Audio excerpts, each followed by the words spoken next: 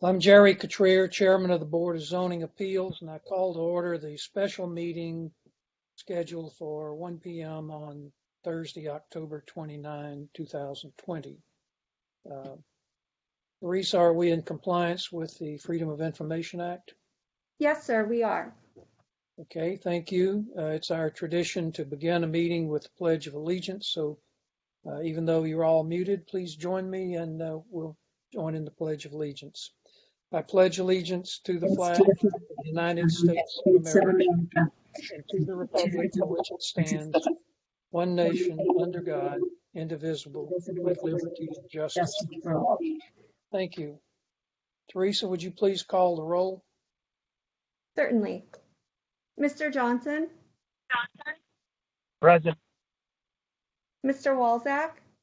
Present. Mr. Cotrier? Present. Ms. Bryson? Present. Ms. Loudermilk? Present. Mr. Chairman, Dr. Ponder is excused and Mr. White is expected. Okay. Thank you. Let me just go over the procedures we're going to follow just for a moment here. I've asked the staff to mute all non-board members' microphones at the staff end of this conference. When someone needs to speak who's not a board member, staff will unmute you. It may be necessary for you to unmute yourself as well. For the board members, I'd like to ask you to please mute yourself at your end.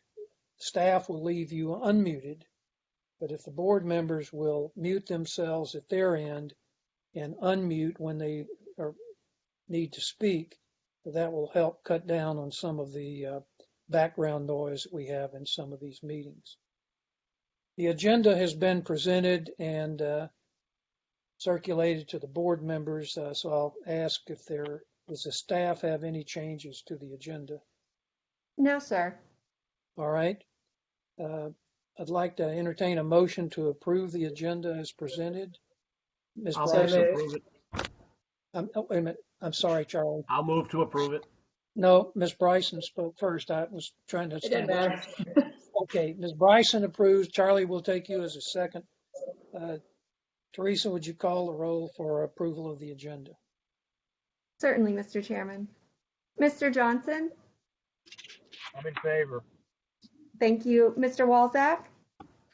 For the motion. Mr. Cotrier? For the motion. Ms. Bryson?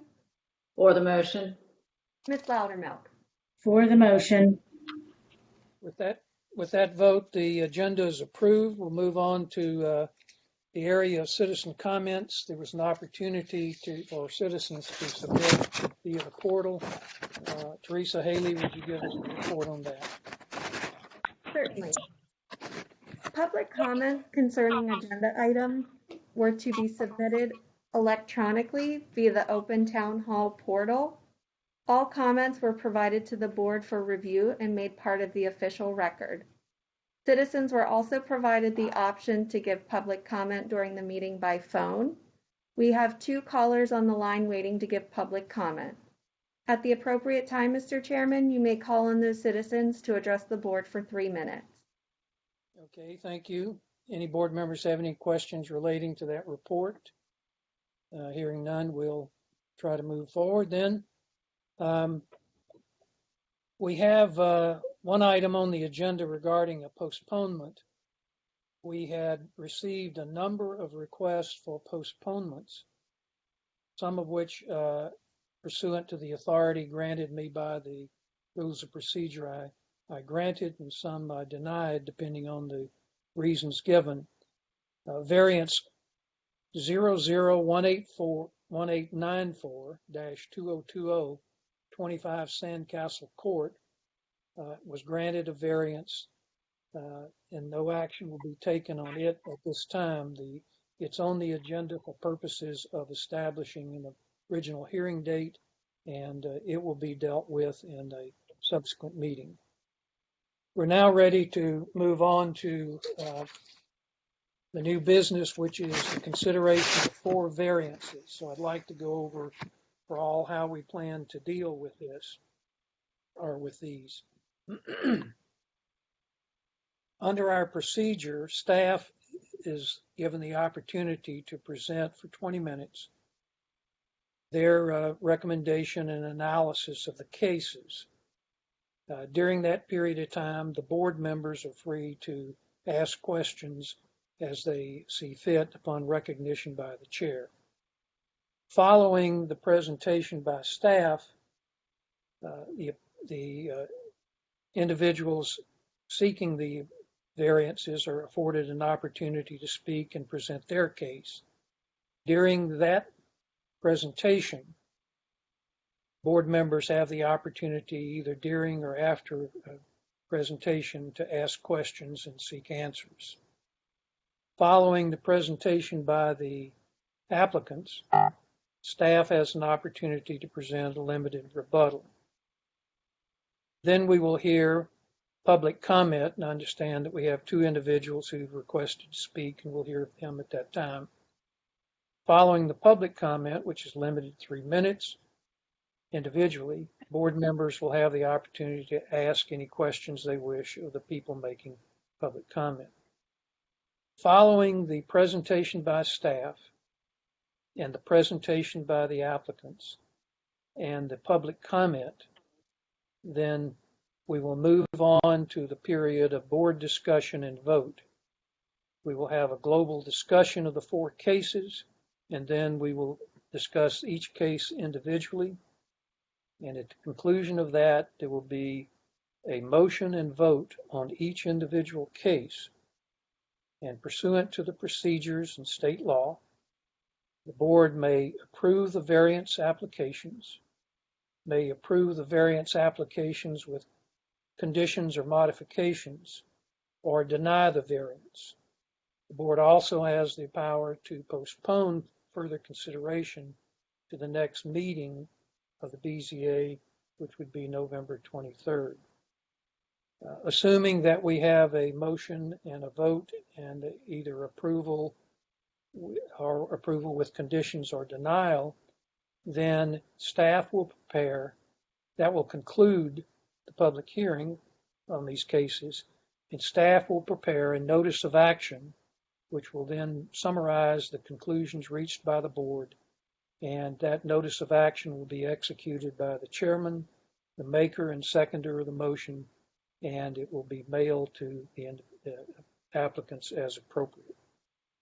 So with that general summary of how we're going to proceed, I'm going to ask staff to begin, give us an overview, global overview of the subdivision's development history, the applicable setback and buffer and fence and wall requirements, and a summary of the situation as we find ourselves, and then to review in detail each individual variance request, leading to the staff's recommendation as to how to deal. So I believe who's going to present, Missy Lewick or Tyler? I will be starting the presentation, and I am going to get the presentation up momentarily. Okay. Call on Missy Lewick to make the presentation on the variance request before us. Are you able to see the screen? I'm sorry, what was the question? Are you able to see the screen? I am. Yes, Okay. I am. Yes. Okay. Well, my name is Missy Lewick. I'm a senior planner for the record, and this is a presentation covering the 4 variance requests on our agenda today, including variance 000352-2020 for 13 Sandcastle, variance 001870-2020 for 123 Sandcastle, variance 001875-2020 for 119 Sandcastle, and variance 001935-2020 for 105 Sandcastle. So I will be teaming up with my colleague Tyler Newman on this presentation. So I will cover the introduction, the background, and the specific requests, and Mr. Newman will cover the variance criteria that is pertinent for each of the cases. And again, as I mentioned, this presentation covers both broadly the 4 cases as well as specifics regarding each case. So we start with the request. For 13 Sandcastle, the request is a variance from sections 16.5.102 setback standards and 16.5.103 buffer standards to allow an existing patio to remain in an adjacent use setback and buffer. The applicant for 13 Sandcastle is Mr. James Schwaman. And then we have requests at the addresses of 123, 119, and 105 Sandcastle. Those requests are for a variance from LMO sections 15.5.102 setback standards, 16.5.103 buffer standards, and 16.5.135 standards. And that is to allow existing retaining walls, patios, and in one case, a fence to remain in the adjacent use setback and buffer. And the applicants that we have for each case, for 123 Sandcastle, the applicant is George Zitlaw. The applicant for 119 Sandcastle is Eric Schneider. And the applicant for 105 Sandcastle is Riza Hajbaf. Here's a slide that shows an overview of Sandcastle by the Sea subdivision where all 4 of these properties are located. The Sandcastle by the Sea subdivision is located off of Folly Field Road. The subdivision was approved in 2007. It was approved with the file case number of SUB 050002. The subdivision is surrounded by Hilton Head Beach and Tennis Resort, which is multifamily residential to the east. It is bordered by single-family residential to the south. There's town-owned property to the north, and there is Adventure Cove, Carrabba's Restaurant, and an office building to the west. And here is a little bit of a closer up view of the area that makes up the subdivision. And here's further close up where you can see the properties that we are discussing today highlighted: 105 Sandcastle, 119 Sandcastle, 123 Sandcastle, 13 Sandcastle. This slide shows the actual subdivision plat as it was approved. This subdivision was approved with a 20-foot adjacent use setback and buffer around the perimeter of the subdivision, with an exception that on the western edge there was a 25-foot adjacent use buffer. And I realized that it is very difficult to read the subdivision plat at this scale, so I zoomed in a little bit on this slide and the next slide. Here I've highlighted where the plat shows that a 20-foot buffer and setback were on the plat. And in this particular slide, Missy? Yes? I don't see that the slides are changing. I don't know if anybody else is having that problem. I can see them. This is Patsy Bryson. I can see them on my screen. Yeah, Okay, so I can too. Okay, thank you. Okay, so this slide, just so everyone's following along, is a little bit of a close-up of lots 1 through 11. And it shows the highlighted 20-foot buffer and setback, and it is adjacent to the beach and tennis resort with a lagoon between the two. So on this particular slide, lot 3 is 13 Sandcastle. On this slide, we have a close-up again of the plat, and this is showing lots 39 through 52. On this plat, and I've highlighted the 20-foot setback and buffer on the plat that's recorded.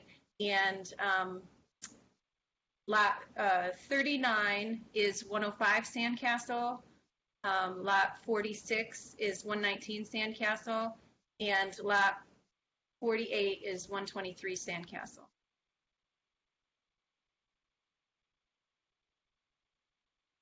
So the purpose, again, of setback and buffers are what's covered on this slide. The purpose of the adjacent use buffer standards is to spatially separate development from adjacent development with aesthetically pleasing, natural, or landscape buffers. Such buffers are intended to help mitigate potential negative effects between adjacent uses and provide space for landscaping that can help improve air and water quality and be used to reduce stormwater runoff. The purpose of the adjacent use setback standards is to provide separation between structures and property lines, and such separation is intended to maintain and protect the town's island character and facilitate adequate air circulation and light between structures and adjacent developments. Buffer and setback areas frequently overlap, but the standards that apply to these areas are different. For example, uncovered patios are allowed to encroach up to 5 feet in setbacks, but patios are not allowed in buffers, which are meant to be landscaped or naturally vegetated. So at the time when this subdivision was approved, we did not have flexibility in our buffer options, and with the 2014 LMO rewrite, the buffer standards were made more flexible. So for the portion of the subdivision that is adjacent to multifamily, such as 13 Sandcastle, the subdivision would now require either an option 1, a 20-foot less densely vegetated buffer, or a type A option 2, 10-foot more densely vegetated buffer for a single family residential use adjacent to multifamily. However, a 20-foot setback would still be required along the perimeter of a single family subdivision adjacent to a multifamily residential use. So if we were reviewing this subdivision today, the portion where we could possibly allow an option 2 type A buffer would be adjacent to the beach and tennis resort, the multifamily use. And again, 13 Sandcastle, which is lot 3 in the subdivision plat, is located adjacent to the multifamily use. However, there would still be a 20-foot setback that would apply. So again, if we were looking at the standards that we have in the LMO today, for 123, 119, and 105 Sandcastle, which are single-family residential adjacent to vacant resort development zoned property, this type of development would now require either a type C option 1, 25-foot less densely vegetated buffer, or a type C option 2, 15-foot more densely vegetated buffer. And then a 30-foot setback would also be required along the perimeter of a single family subdivision adjacent to vacant resort development zone property. So, if we were looking at this subdivision today, for 123, 119, and 105 Sandcastle, they were platted on this subdivision plat with a 20-foot setback and buffer, and today the subdivision adjacent to vacant resort development zone property would have a 30-foot setback and a type C buffer, either an option 1 25-foot buffer or an option 2 15-foot buffer. So based on today's standards, these properties would have a larger setback and could possibly have a 15-foot buffer. So how did we get here? Missy, excuse Yes. me. Let me ask one question here. Are the lots currently bound or are subject to the buffer and setback requirements that were in the plat, original plat from 2007, or you have explained to us that there is more flexibility in the new LMO, but which governs in this case? They're bound by the subdivision plat. So as platted, the 20-foot setback and buffer applies to all of the properties that we're hearing today.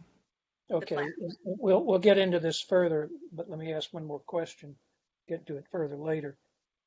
In order to avail themselves, these lots, of the more liberal setback and buffer in the current LMO, some other administrative action would have to be taken, correct?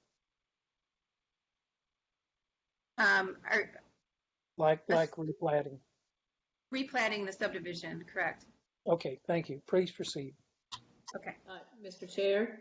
Yes. Mr. Chair, if I could, while she's got the plats up, Ms. Lewick, if you could go back, I guess it's 2 slides to the one showing the lagoon open space behind lot number 3. Yes, thank you, ma'am. Is that open space lagoon on the property of Hilton Head Island Beach and Tennis Resort or on the Sandcastle subdivision property? I believe the lagoon is split in half. That part of the lagoon is part of Sandcastle by the Sea, and the other part of the lagoon is part of Beach and Tennis. Okay, thank you.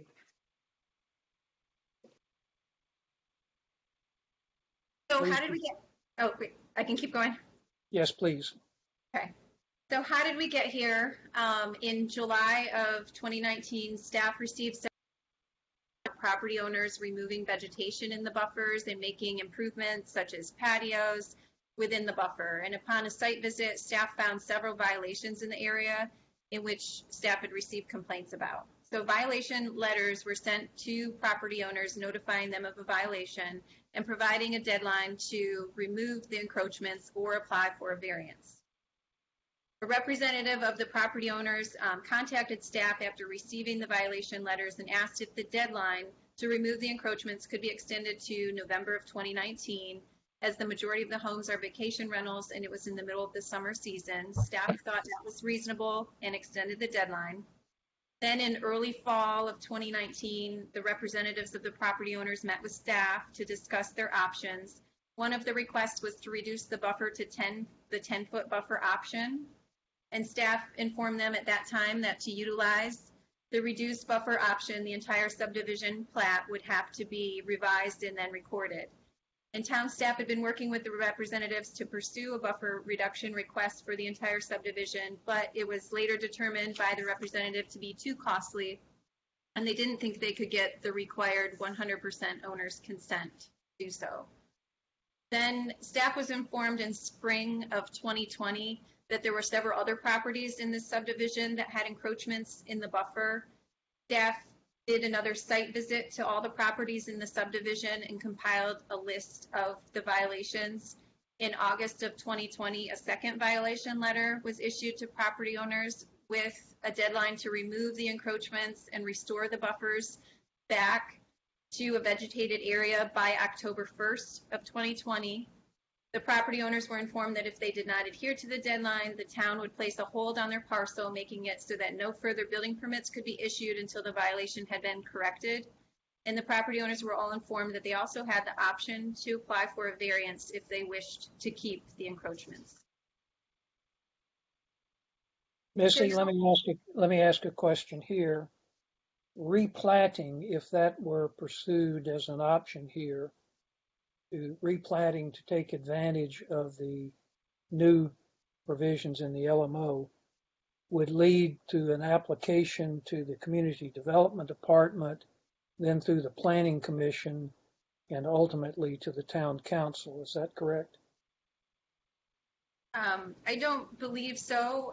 Nicole, can you back me up if I misspeak? A subdivision plat would be reviewed at a staff level through community development review, and would then get restamped if it met all the criteria. That's correct, Missy. Okay, but all that would be outside the purview of the Board of Zoning Appeals. That's correct. Thank you. Please proceed. So now we're going to review each of the 4 cases specifically. This is the as-built for 13 Sandcastle. This is one of the properties that is adjacent to the lagoon across from the beach and tennis resorts. 13 Sandcastle was constructed in 2019, and it was purchased by the current owner in May of 2019. The subject property is currently developed with a 3-story, 2,639 square foot house with a garage and a pool. Here are some images of the current improvements in the setback and buffer at 13 Sandcastle. So after the home was constructed and the certificate of occupancy was issued, the owner had an approximately 15 by 24 foot paver patio constructed in the rear of the property, extending from their pool area into the rear adjacent use setback and buffer. LMO section 16.5.102E allows for uncovered porches, stoops, decks, patios, or terraces to extend up to 5 feet in any setback. While a patio can encroach up to 5 feet in a setback, it cannot encroach in a buffer. And the existing patio also exceeds the allowable setback allowance, so it's greater than the 5-foot encroachment that can be allowed. This is the as-built for 123 Sandcastle. Pardon me, Ms. Lloyd, Mr. Chair, if I may ask a question here. Certainly. If you go back to the slide with the photograph of the patio, you indicated that it could extend 5 feet into the setback area, but not the buffer area. How much does this extend into the setback area?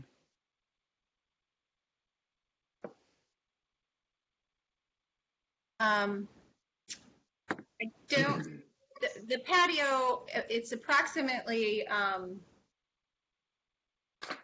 it's approximately 14 by 24 feet. So I think it comes to around, if my cursor is showing, I don't know if you're seeing my cursor or not, but. I can. Yes, okay. ma'am, I can. 14 feet, if this dimension is 20, is approximately in this realm. 5 feet from right here where the buffer and setback line. I mean, if we're using approximate, 5 feet would be here, but it still is in the buffer area where a patio wouldn't be allowed in the buffer as well. So that's just the setback component of it that allows an encroachment. And this one does not have a fence. It's the other three that have the fence issue. Is that correct? This one does not have a fence. Okay. So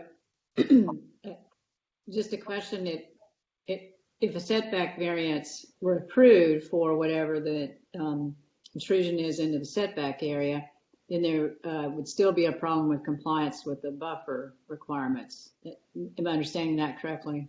Yes. Okay. Thank you very much. Thank you, Mr. Chair. Thank you, Ms. Bryson. Let me refer members of the board to the staff report, 13 Sandcastle. I'm going to read something here in the background information in the next to the last paragraph. Toward the end of it, it says the allowable setback encroachments in table refers for uncovered porches, stoops, decks, patios, and terraces allowed to extend up to 5 feet in any setback. The existing paver patio is 14 feet 5 inches by 24/7 in size and extends approximately 7 feet 11 inches to 6 feet 11 inches into the setback and 12 feet 11 to 13.11 into the buffer respectively. So those dimensions were in the written staff report. Please proceed, Ms. Lewitt.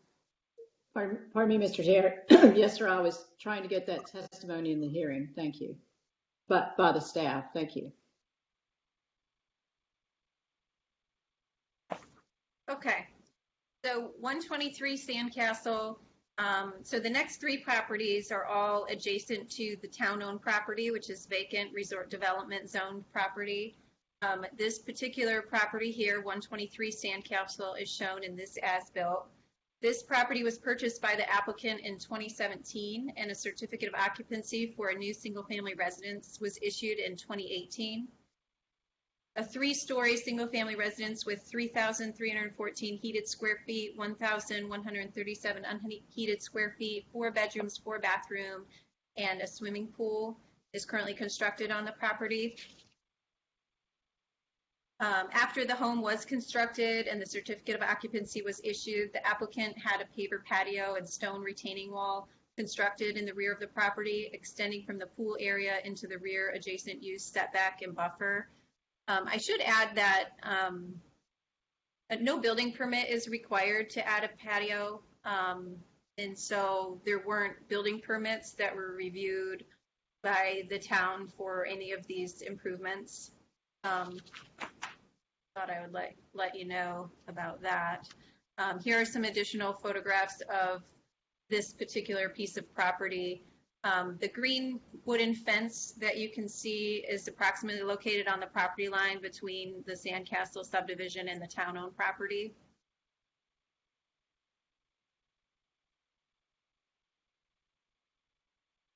Here's the as-built for 119 Sandcastle. 119 Sandcastle was constructed in 2018 and purchased by the current owner in July of 2020. A 3-story single-family residence with 3,314 heated square feet, 1,137 unheated square feet, 5 bedrooms, 4 bathrooms, and a swimming pool is constructed on the property. After the home was constructed and the certificate of occupancy was issued, the previous owner had a paver patio and stone retaining wall constructed in the rear of the property, extending from the pool area into the rear adjacent use setback and buffer. And now we're at 105 Sandcastle. This is their as-built for this particular property. 105 Sandcastle was constructed in 2019 and purchased by the current owner in April of 2019. The subject property is developed with a 3-story single-family residence with 3,314 heated square feet, 1,137 unheated square feet, a garage, and a swimming pool. After the home was constructed and the certificate of occupancy was issued, the owner had a paver patio, retaining wall, and fence constructed in the rear of the property, which is located in the adjacent use setback and buffer. At this point, I'm going to turn it over to Tyler Newman. He's going to go through the specific criteria. If you have questions for me, you can ask them now or at the end. It doesn't matter. Any board members with a question for Ms. Lewick? If not, we'll proceed. Mr. Newman, you have the floor. All right. Tyler Newman, Center for the record. We'll jump right into the variance criteria. Variance criteria 1, there are extraordinary and exceptional conditions pertaining to the particular piece of property. All the subject properties are 0.07 acres in size, with the exception of 105 Sandcastle Court, which is 0.08 acres. The subject properties are all rectangular in shape, as are the majority of the adjacent properties. The subject properties are approximately the same size as all of the other properties in the Sandcastle by the Sea neighborhood. The subject properties do not contain any unique site features that prohibit development on the lot. Staff concludes that these applications do not meet the criteria because there are no extraordinary and exceptional conditions that pertain to these particular properties. The subject properties are average in shape and size for the subdivision and do not contain any extraordinary and exceptional conditions that prohibit development on the lot. Next slide.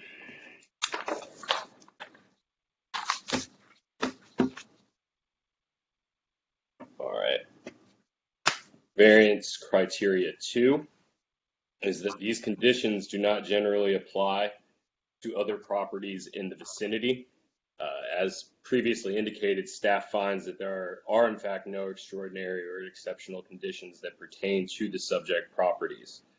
A 20-foot adjacent use setback and buffer is applied to all properties located on the perimeter of the subdivision, which all of the subject properties are located on the perimeter of the subdivision, with the exception of properties located on the western perimeter, which have a 25-foot adjacent use buffer. It should be noted that none of the subject properties are located on that western perimeter. The majority of the lots in the Sandcastle by the Sea neighborhood are nearly identical in size and shape, and the conditions that apply to the subject properties also apply to other properties in the vicinity. Based off these findings of fact, staff concludes that these applications do not meet the criteria because there are no extraordinary or exceptional conditions that apply to the subject properties that do not also generally apply to other properties in the vicinity. Next slide. Variance criteria number 3. Because of these conditions, the application of this ordinance to this particular piece of property would effectively prohibit or unreasonably restrict the utilization of the property. The original developer of the Sandcastle by the Sea neighborhood chose to utilize nearly every square foot of buildable space on the subject properties. The original subdivision plat for the Sandcastle by the Sea neighborhood requires a 20-foot adjacent use setback and buffer in the rear of each of the subject properties. The original subdivision plat for the Sandcastle by the Sea neighborhood has a note which reads, "The only activities permitted in the exterior subdivision buffer as labeled on this plan shall be those listed in permitted activity and other buffer areas as per the Land Management Ordinance." Land Management Ordinance, Section 16.5.103J, Development Within Required Buffers, does not list a patio or retaining wall as permitted activities within a required buffer. To revise the subdivision plat, which as we discussed earlier, that's one of the options at play here. To revise the subdivision plat, the requirements in Appendix D4B and Appendix D20 of the Land Management Ordinance, and those were included in your staff report for 13 Sandcastle, I believe, would need to be met. While the town has not sought a quote to replat the subdivision, the $28,000 cost estimate provided by the applicant for 13 Sandcastle is plausible. Staff finds that while this figure is costly, it is not unreasonably prohibitive. Next slide, please. And then this is just a breakdown. We're still looking at criteria 3, and Missy covered these for each one, but I want to reiterate that with regard to the lots being essentially unbuildable, that it should be noted that on 13 Sandcastle Court, there was a 3-story single-family residence with 2,639 heated square feet, 1,771 unheated square feet, 4 bedrooms, 5 bathrooms, and a swimming pool constructed. Next slide, please. At 105 Sandcastle Court, there was a 3-story single-family residence with 3,314 heated square feet, 1,137 unheated square feet, 5 bedrooms, 4 bathrooms, and a swimming pool constructed. Next slide, please. At 119 Sandcastle Court, there was a 3-story single-family residence with 3,314 heated square feet, 1,137 unheated square feet, 5 bedrooms, 4 bathrooms, and a swimming pool constructed. Next slide, please. And finally, at 123 Sandcastle Court, there was a 3-story single-family residence with 3,314 heated square feet, 1,137 unheated square feet, 4 bedrooms, 4 bathrooms, and a swimming pool constructed. Next slide, please. Variance criteria 4. The authorization of the variance will not be of substantial, or I apologize. Staff concludes that these applications do not meet the criteria for variance criteria 3 because there are no extraordinary or exceptional conditions that apply to the subject properties that would prohibit or unreasonably restrict the utilization of the properties. So now moving on to variance criteria 4. The authorization of the variance will not be of substantial detriment to the adjacent property or the public good, and the character of the zoning district where the property is located will not be harmed by the granting of the variance. At the time that the staff reports were written, staff had received no letters of opposition to the variance requests at 105, 119, and 123 Sandcastle Court. However, staff had received 2 letters of opposition to the variance request at 13 Sandcastle Court, which were included with the attachments of that staff report.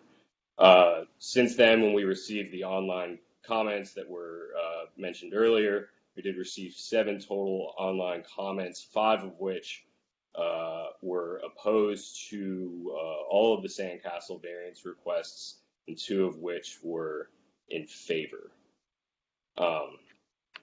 Going into our findings of fact for variance criteria 4, the purpose of the adjacent use buffer standards is to spatially separate development from adjacent developments with aesthetically pleasing natural or landscape buffers.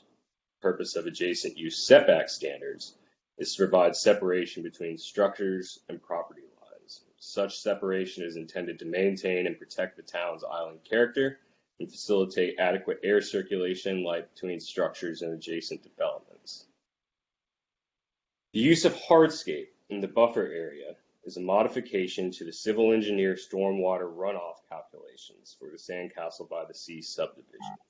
The area that is considered to be buffers typically produces very little stormwater runoff due to the existing natural understory flora. When this area is disturbed and modified with patio pavers, gravel, and sand, it drastically changes the amount of stormwater runoff from what was expected to be from a natural vegetative buffer. Next slide, please. And then this is with regard to criteria 4, looking at some criteria or some findings that apply specifically to some of the properties for 13, 119, and 123 Sandcastle Court. The properties directly adjacent to 119 and 123 Sandcastle Court have encroachments in the setback and buffer and have applied for a variance to keep them. Those will be heard at next month's Board of Zoning Appeals meeting. And then one of the directly adjacent properties to 13 Sandcastle Court has an encroachment in the setback and buffer and has applied for a variance to keep them as well. And that will also be heard during next month's BZA. For 105, 119, and 123 Sandcastle Court, as Missy referenced earlier, they are adjacent in the rear to a heavily vegetated town-owned property that is currently undeveloped. However, it should be noted that the property could potentially be developed in the future. I want to go ahead and note at this point that as far as staff is aware, there is no current plans to develop this property. We are simply acknowledging that it is possible that down the line, that rear property could be developed. Next slide, please. And then specifically to 13 Sandcastle Court, staff has been informed that private covenants exist that prohibit disturbance of the 20-foot buffer along the lagoon in between the Sandcastles by the Sea subdivision and the Hilton Head Beach and Tennis Resort development. The private covenants prohibit the developer or property owner from seeking the 10-foot buffer option to the Hilton Head Beach and Tennis Resort development. Next slide, please.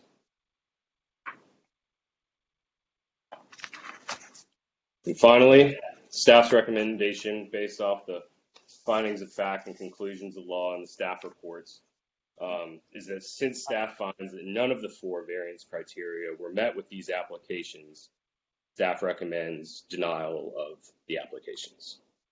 That concludes my portion of the presentation. Mr. Newman, since we are hearing the staff report on all 4 of these at one time, what I'd like to ask you to repeat your staff recommendation again and reference each specific property before us today.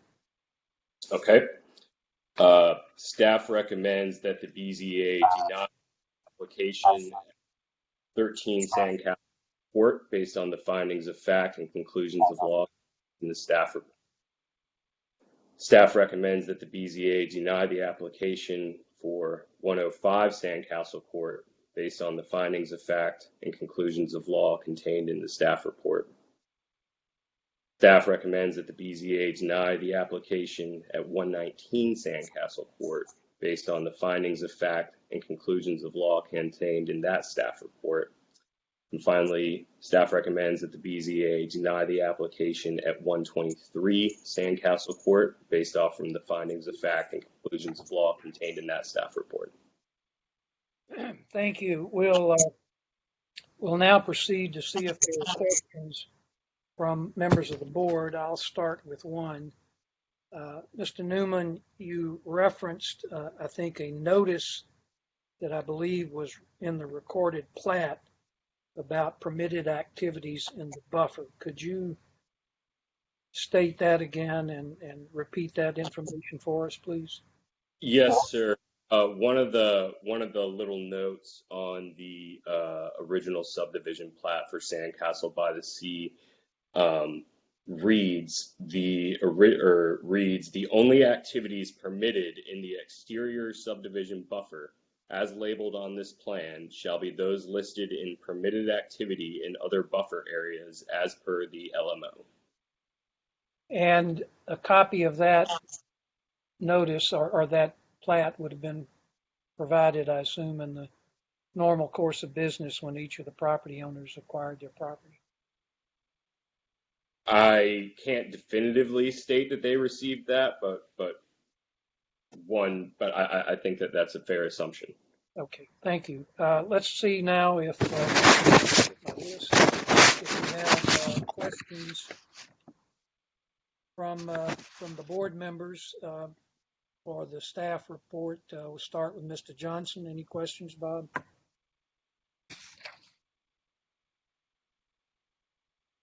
I have no questions at this time. Thank you, Mr. Chairman. Thank you. Mr. Walczak? No, thank you. I have no comments at this time, other than I think that the staff has done a pretty good job at explaining this whole situation, and I thank them for that. Thank you. Ms. Bryson? Yes, sir. I think it might be important for the record for the staff to incorporate by reference not just their findings of fact, but the background information for all of these lots, because otherwise I have not heard any evidence yet except for brief testimony showing photographs and the one question I asked about 13 Sandcastle Court and the amount of encroachment into either the setback or the buffer area. So I think we need that evidence in the record. Otherwise, we don't have any evidence as to there being encroachments into either of those areas. So if I could ask, apologize. Tyler Newman or Missy Lewis? I was looking for Tyler's last name. I apologize, Tyler. But if I could ask him to testify about that background, not all the specifics, but to do so in a manner that it will be a part of the record. And I'll leave it up to him and the town attorney to advise about how to do that. Okay, I don't, and I apologize, I'm working remotely right now on just an iPad, so I don't have their submittal pulled up in front of me here. I believe that each one of the narratives that were provided indicated that the request was for a 15-foot encroachment into the setback and buffer for the patio and associated retaining wall. And that was the same for each of 105, 119, and 123. I believe in the report that Ms. Lewick gave, there were specifics on each property, so I see no reason why it wouldn't be included in the record. I tried to follow her report in detail, and only after I asked the question about the amount of encroachment did I understand that response being made. And when pointed to the staff report, there's background about each property that has not been incorporated into the hearing. And so that's the only one for which I understand, as I heard testimony, there being evidence of any encroachment on the other lot. So I think if we're to consider the request, it's important to know that there is an encroachment and how much. And that's all I'm asking is that we have that evidence in the record. Let me call on Mr. Coltrane. Curtis, you're available for those participating in the call. Curtis Coltrane is the town's attorney. Mr. Coltrane, in each of the written staff reports, there was a reference or specific information about the amount of the encroachment. Am I correct or incorrect that the staff written report would be part of the record of this hearing? Yes, the report of staff is a part of the record. If it's not, staff can certainly offer it up to be included in the record. And that's exactly what I'm asking them to do. Thank you, Mr. Coltrane. All right. Missy Lewick, would you please make a statement that staff wishes that the written report be included as part of the record of this hearing? Yes. Staff would request that each of the written staff reports become record for this meeting. Thank you. Thank you. That satisfy you, Ms. Bryson? Yes, sir. Thank you. Okay. Any other questions, Ms. Bryson? No, sir. Thank you. Okay. Ms. Loudermilk, any questions for staff? I have a question, and I'm not sure if it's best directed to staff or the individual applicants, but given the global history, I'll start with staff. And again, I'm not sure it's relevant, but the improvements that we're talking about, the paver, patio improvements, certainly appear incredibly similar. Do we know who constructed these improvements? Do we know what builder/construction company was involved?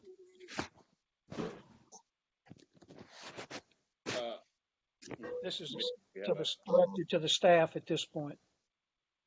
Missy, can you answer? I would say that, as Missy indicated, there weren't building permits that were required for any of the patios, so I don't think that we have a definitive record, as in a building permit that was issued to a specific general contractor for that specific scope of work.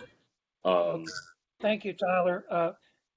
Ms. Loudermilk, I had the same question, and I think perhaps it's better addressed to the individual applicants. To the applicants. That's fine.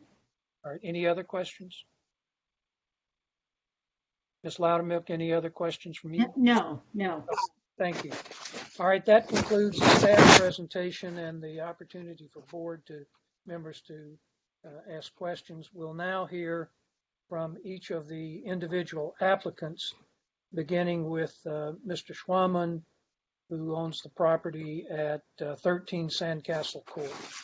Mr. Schwaman, you have the floor. You have 20 minutes. You need to unmute your microphone. Or have we done that at the staff level? Mr. Chairman, staff. Can you hear me now? Yes, we can. Go ahead. Great. Thank you. First of all, I want to thank the staff for their diligence in addressing all of our many questions relating to our patios and retaining walls. I found both Ms. Dixon and Ms. Lewick, if I'm pronouncing that correctly, to be very professional throughout the entire process. I know their job is not an easy one when they're trying to enforce written standards that property owners don't understand, perhaps, or don't agree with, perhaps, but I thought they did a great job. And I appreciate the board's time for hearing our concerns in this matter.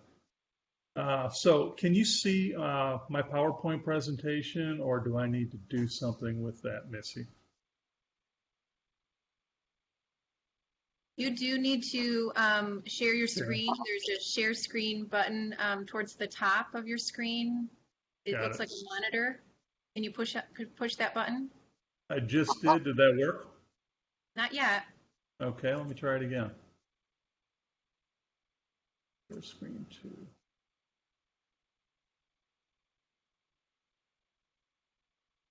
There, how's that? Yes. We You can see the... your blue jeans. Oh, shoot. So it's the wrong screen. I need to share the other screen, I guess, somehow. Mr. Schwaman, are you trying to share a PowerPoint? Yes, I am. If you just want to go to the bottom of your menu bar at the Yep. bottom, and click Yes. the PowerPoint icon. Got it. Can you see it now?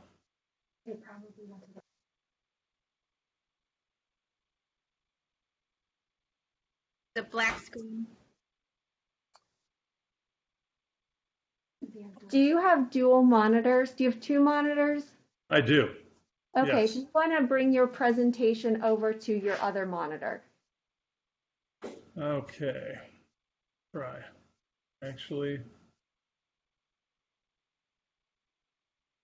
having technical difficulties here. It's not allowing me to access it right. Well, here we go.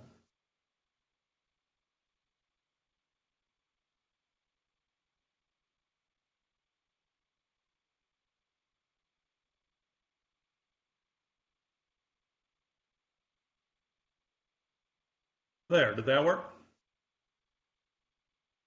Yes, it- sir. Yes. Okay, great. All right. Apologize for that. All right, so I'm going to go through the variance requirements as I understand them. Obviously, my interpretation is probably going to be a little different than the staff's. As far as exceptional and extraordinary conditions pertaining to this particular piece of property, I think if you look at the properties on the island, it's certainly much smaller than typical. I understand the staff's point that compared to the other lots in the subdivision, it's not unusual, but it is compared to other lots within the within the island. Okay, here's a picture of our lot. Hopefully you can see our backyard on closing day. The swimming pool was being filled. The point I want to make here is our little strip of grass between the pool and the vegetation is exactly how the builder presented it to us. They did remove some vegetation, approximately, I guess, a 14-foot wide strip in order to build the home. But we did not remove any vegetation, any trees, any bushes after we purchased the lot and the home. So here it is a month later, and to answer one of the questions that the board asked about who the builder was, the builder's last name, I believe, is Mito. I can get that information, but it's a property manager's husband who manages quite a few properties within the subdivision. And I can't state for certain, but I was told by her that her husband did install many of the patios. I don't know if it's all four of those in question today or not. So, Mr. Schwamming, excuse me, this is Jerry Cotrier. When you Sure. refer to the builder, you are referring to the individual who made the additions and not to the party who constructed the house. Is that correct? Yes, that is correct. I'm talking about the person who installed the paver patio. Okay, or the thank company. you. Please proceed. Okay. This is just a picture taken from our patio. I think it's similar to one the staff showed, showing the lot next door. I'm showing this because that's pretty much exactly how our lot looked before we had the patio installed, with the sodded area there and the same amount of trees or vegetation removed. And I think this is probably the most appropriate picture to address the concerns and the comments of some of our neighbors over at Hilton Head Beach and Tennis. This is taken from their property. Our home is the gray one in the middle. You can see the vegetation as they see it from their property. And those bushes and trees that are left behind my house, extend up above the first floor up into the second floor. So I'm guessing they're about 15 feet tall, the tallest ones are. And I'll show you in a minute the depth of those trees, so that vegetation. This is from our second floor balcony looking across at the Hilton Head Beach and Tennis. Of course, when Ms. Dixon came out and I heard that there were complaints from residents on that side of the lagoon asking about, whether we had removed vegetation or whether we had infringed on the buffer zone.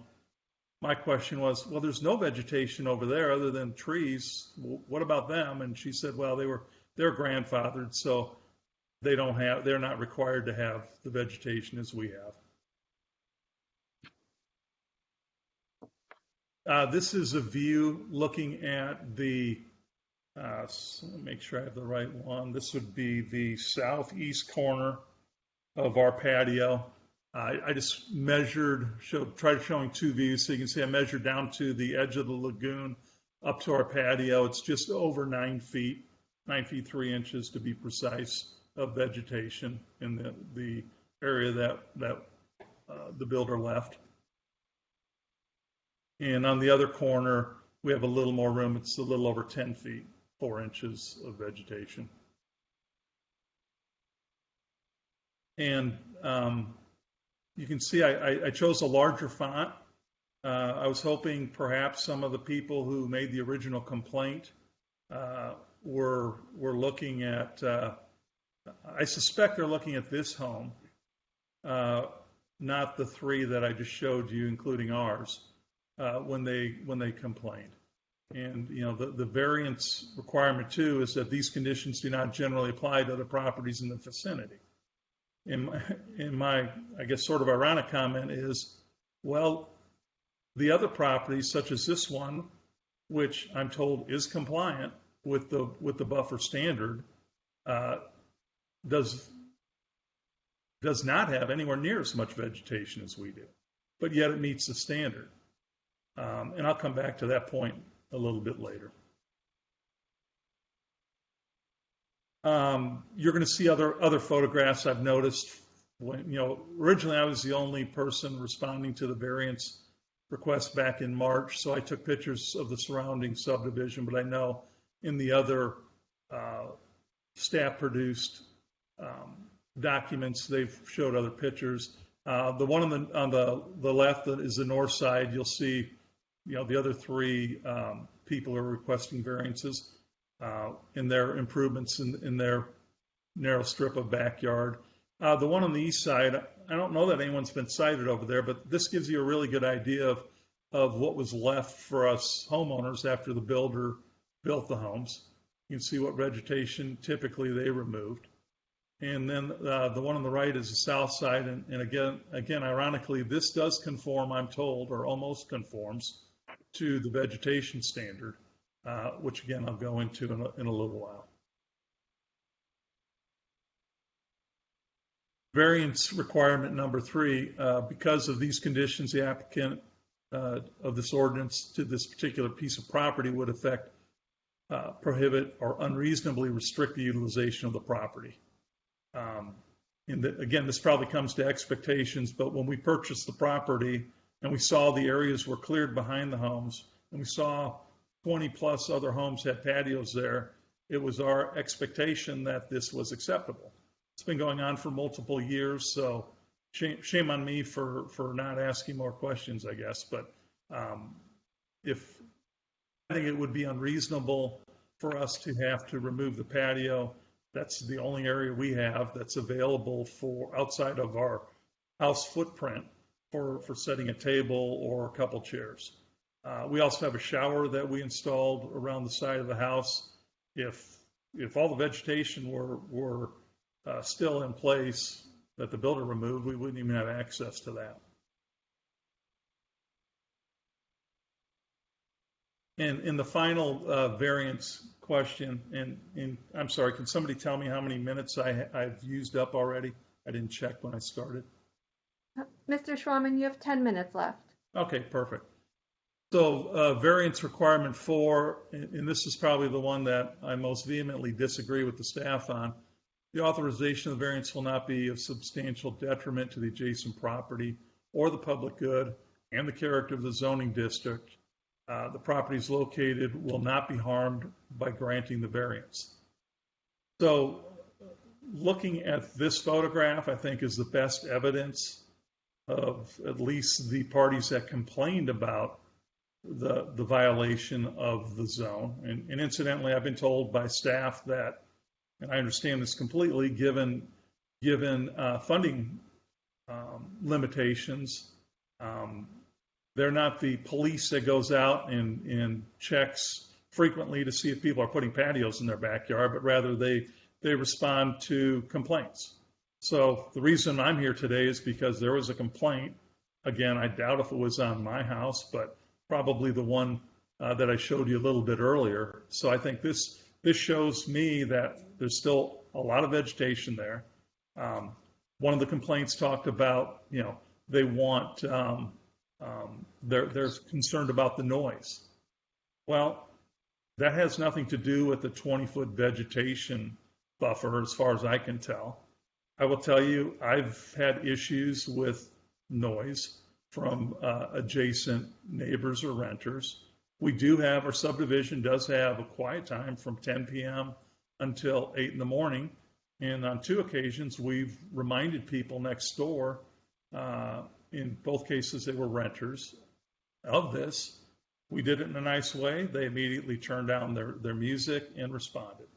Would have been nice if the complainants from Hilton Head Beach and Tennis had taken the same approach rather than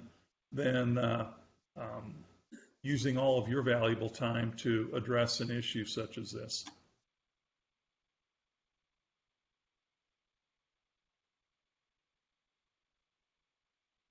So again, this is 2 pictures that I think substantiate my opinion that the variance will not be a substantial detriment to adjacent property. Maybe it's personal preference, but when I look at the property in the photo on the left, I think it looks very nice. They still have plenty of vegetation between them and the adjacent lagoon. I know the property on the right picture is waiting for the outcome of these variance requests before they install a deck, because they feel like we do that would aesthetically and effectively be a better use of their land than what they currently have, which is just the little strip of grass there. So in summary, I will offer to take this presentation to Hilton Head Beach and Tennis homeowners at their next meeting. And the big point I want to make is they're complaining because they're frustrated. I completely understand. If I own that property for 20 or 30 years, like many of them probably have, and they were looking originally at nothing but trees on the other side of their lagoon, I understand the frustration with the development. But bottom line is, we all paid well in excess of $500,000 to purchase the properties we purchased. And shame on me in particular for building a little patio that extends into the buffer zone. Mr. Swanson, I want to get you to stick to the issue before the Board of Zoning Appeals, which is the application for your variance. And while it's interesting to hear about your relationship with the Beach and Tennis Club, it's really not relevant to what we're doing today. So if you could stick I'm almost finished. Okay. I'm only making the point because you made your point. Made your point. Let's please move on.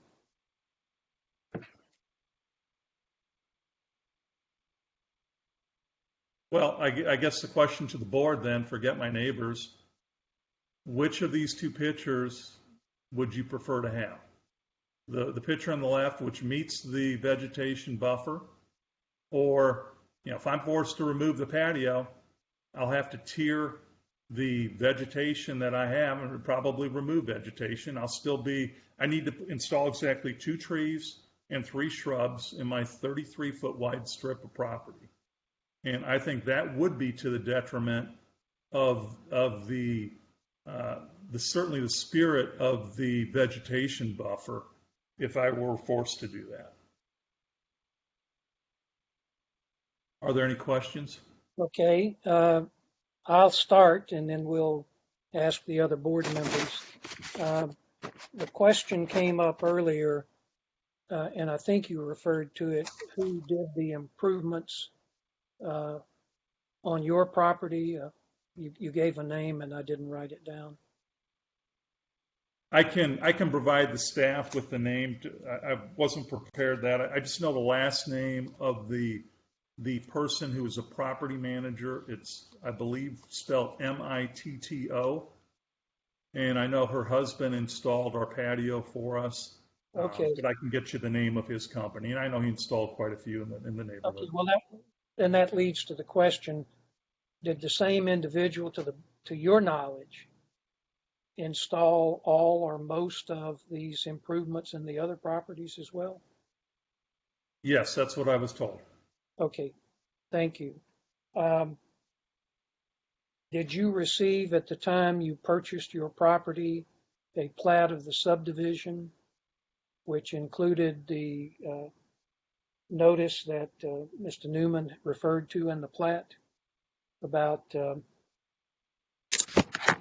what's the word that he used? I have to turn my page here.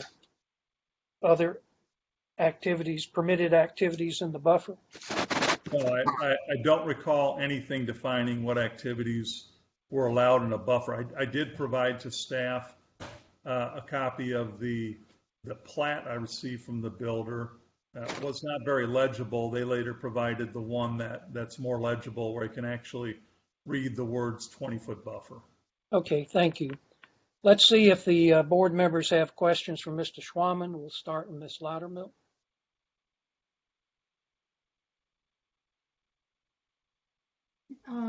No, just following on your last comments. You did receive a copy of the plat to the property. Did I hear you, am I correct? That you said It was, I do not believe it was the entire plat. I believe what it was just a cutout of, and it's in the staff's report. There's actually two different pictures of our lot only, and on that there is a note about the buffer. It wasn't legible in the copy I have, but it is on the one that the staff provided.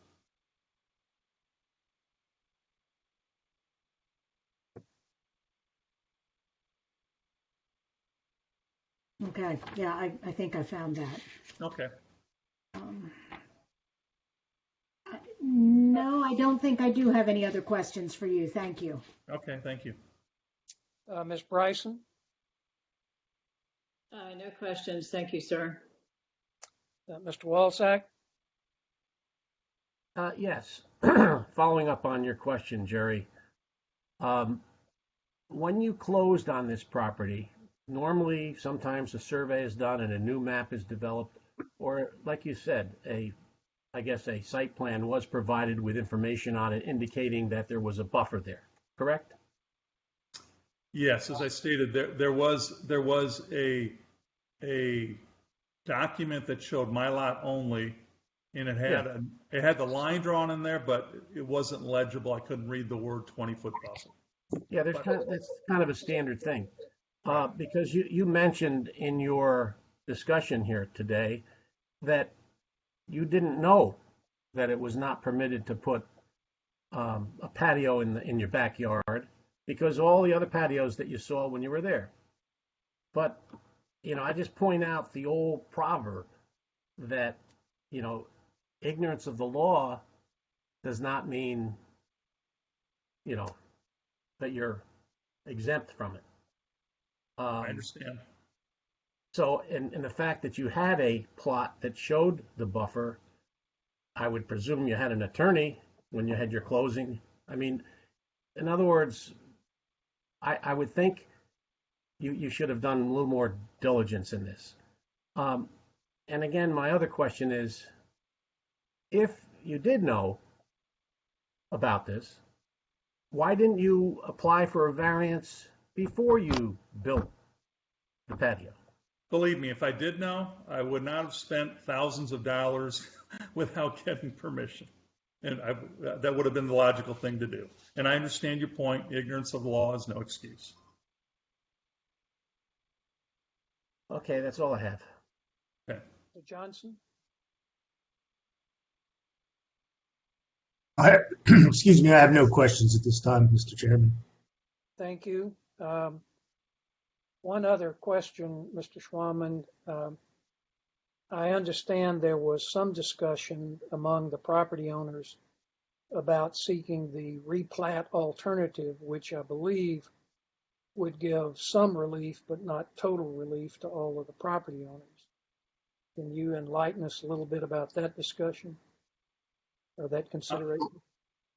Yeah, I mean, what I was told by our property manager at the time, Miss Middow, that she had contacted the company that did the original platting, and that if we were to have it replatted, it would cost $28,000.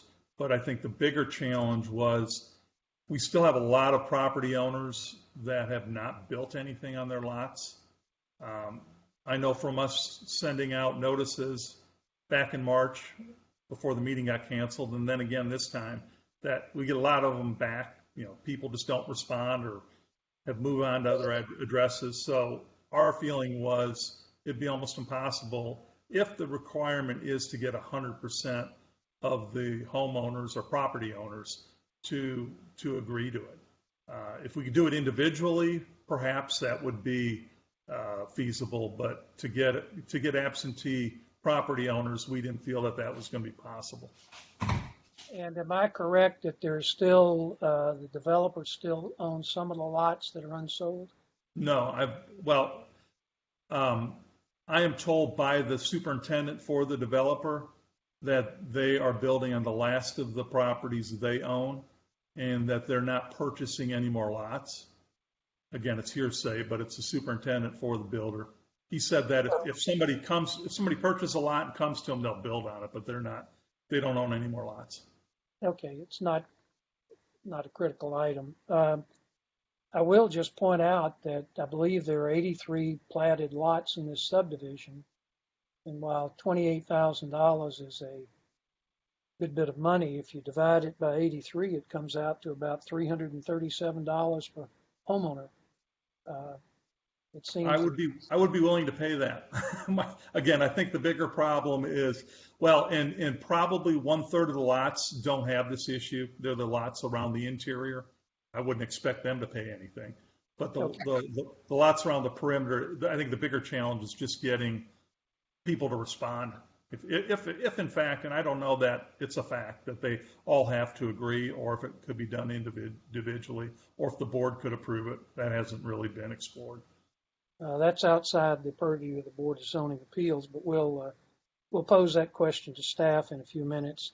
Does anyone else have any questions for Mr. Schwaman? If not, thank you, sir, for your time. We will hear from the other three applicants, and then the board will deliberate and vote. So thank you. Thank you.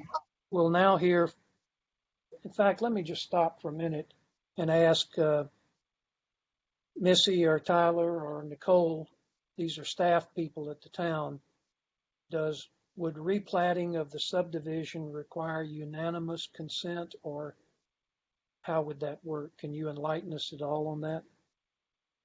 Yes, this is Nicole Dixon. And I had reached out to Curtis Coltrane probably about a year ago when this was first brought to my attention about them replatting the subdivision. And it was at Curtis's advice that the subdivision plat would have to be recorded. It cannot be just a per lot basis. The entire subdivision plat would have to be recorded, and that we would have to have 100% owner's consent, because when individual property owners purchase their lot, and their deed references that specific subdivision plat. So in order to change that, we would need their consent. Okay, thank you for enlightening us on that. Sure. Okay, we'll move on to 123 Sandcastle Court and hear from George Zitlaw. Mr. Zitlaw, you're on now. I apologize. My audio cut out right after you asked that question. I'm very interested to see what staff said. The answer was that the entire subdivision would have to be replatted, and because every property owner would be affected, it would require 100% consent. Okay, thank you. Okay, Mr. Zitlaw, you are front and center. You may proceed with your presentation. Thank you. Thank you, Mr. Chairman. I'm going to read some prepared remarks. Anytime I pause, if any of the staff or board members want to ask questions, that's totally fine.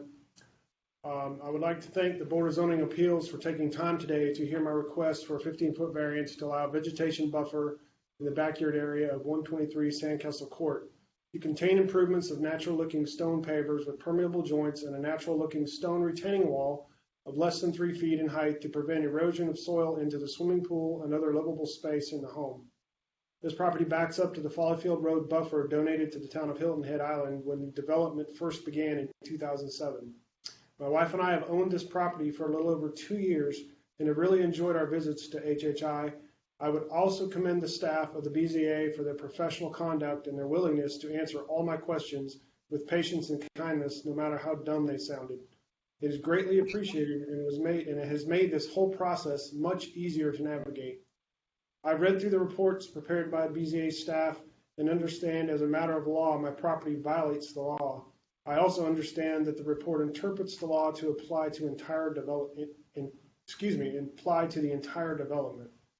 I would respectfully request that the board consider my request as an owner whose intentions were to create a usable area at the rear of the residence, maintain the health and safety of my guests, as well as maintain the plants and other vegetation that are natural to HHI. All landscaping and construction were done by local contractors familiar with Hilton Head. I would like to highlight some reasons why I believe my request for a variance should be granted. For criterion 1, during construction of the residence, the builder removed all the natural vegetation and left the backyard with a slope that ran towards the rear of the residence. This slope drained water, silt, and other debris towards the pool and deck area during heavy rain, creating a health hazard. Because all vegetation was removed, this created extraordinary and exceptional conditions that had to be mitigated. Almost the entire lot was used in the construction process, which caused the removal of all vegetation and altered normal drainage patterns on the lot, including in the adjacent use and setback buffer. The retaining wall was built to be low profile to minimally affect drainage, but still accomplish the goal of keeping water from carrying silt and other debris from draining into the pool and other livable areas. Criteria number 2. The homes numbered 117 to 127 are different than the rest of the development because they are on Follyfield Road and back up into the existing vegetation buffer. Permeable pavers were used to ensure proper drainage and to maintain stormwater standards. This was intended to help ensure the character of the zoning district will not be harmed as a result of heavy rain. All plants and vegetation used were selected by a local landscaper familiar with Hilton Head and will help to maintain the character of the zoning district if the variance is granted. Additional plants and vegetation can be added if requested or granted by the BZA. The 123 Sandcastle Court lot backs up to the Follyfield Road buffer, which currently is undeveloped. It is my understanding that it is unlikely that the Follyfield Road buffer will be developed. The Follyfield Road buffer is zoned Resort Development RD, which makes it more likely that it will not be developed. To my knowledge, there have been no submittals for development on the Follyfield Road buffer. My variance request would reduce the 150-foot Follyfield Road buffer to 140 feet. This should have minimal effect on normal drainage patterns. Criterion 3. Because of these conditions, the application of this ordinance, the small size of the backyard made it difficult to have an area that is usable for entertaining family, friends, and guests. The builder did not offer any options that help reduce the footprint of the house at the time of purchase. These type of plan options would have allowed owners to construct a usable patio in the rear of the residence without encroaching on the rear use and adjacent setback buffer. Because these options were not available at the time of construction, this prohibited and restricted full use of the property. Criterion 4. The authorization of the variance will not be detrimental to 117 to 127 or any of the adjacent properties, as they are all constructed in a similar fashion and are intended to maintain local plants and vegetation and to maintain maximum drainage. To date, there have been no complaints on my specific residence. The only question that I had are there any tests or other methods of relief other than a variance to show the drainage and plants and vegetation we have planted are not disturbing the drainage and intentions of the regulations. I respectfully request that you grant a 15-foot variance to allow the existing permeable pavers, retaining wall, and vegetation to remain in the rear of the adjacent use and setback buffer as constructed, with conditions that the natural area continue to be planted with plants and other vegetation that are naturally found on Hilton Head Island. This will continue to ensure further changes are not made to the zoning district vegetation and drainage standards. Thank you for your time. Thank you, Mr. Zitlow. We'll now have questions from the board. I'll start with the same I asked Mr. Schwamman. Who did the improvements, your patio and other items? I do not know the name of the company, but it was a contractor and it was constructed after we got a CO. Okay. I can get the name of the company for the board and the BZA staff if needed. Okay, thank you. Let's start with questions from the board from Mr. Zitlow, from Mr. Johnson. Any questions, Bob? I have no questions at this time. Thank you. Mr. Walczak? Yes, I have the same questions I had for the previous applicant. You knew about the buffer ahead of time when you bought the property? No, sir, I did not. I failed to do investigation, and that is again, like Mr. Schwamman, I should have maybe dug a little bit deeper, but I was not aware of the buffer. I mean, obviously you purchased there because you like the house and so on, but there are other areas in the town you could have purchased that wouldn't have this problem, correct? Correct. One of the attractions, I do remember discussing this with my wife before we purchased, is we like the buffer, the vegetation buffer behind the one that was donated to the town. We really like that because there's nobody behind you, and it would be more quiet or reduced noise. So was your patio put in directly, immediately after you moved in, or was it done prior to you moving in?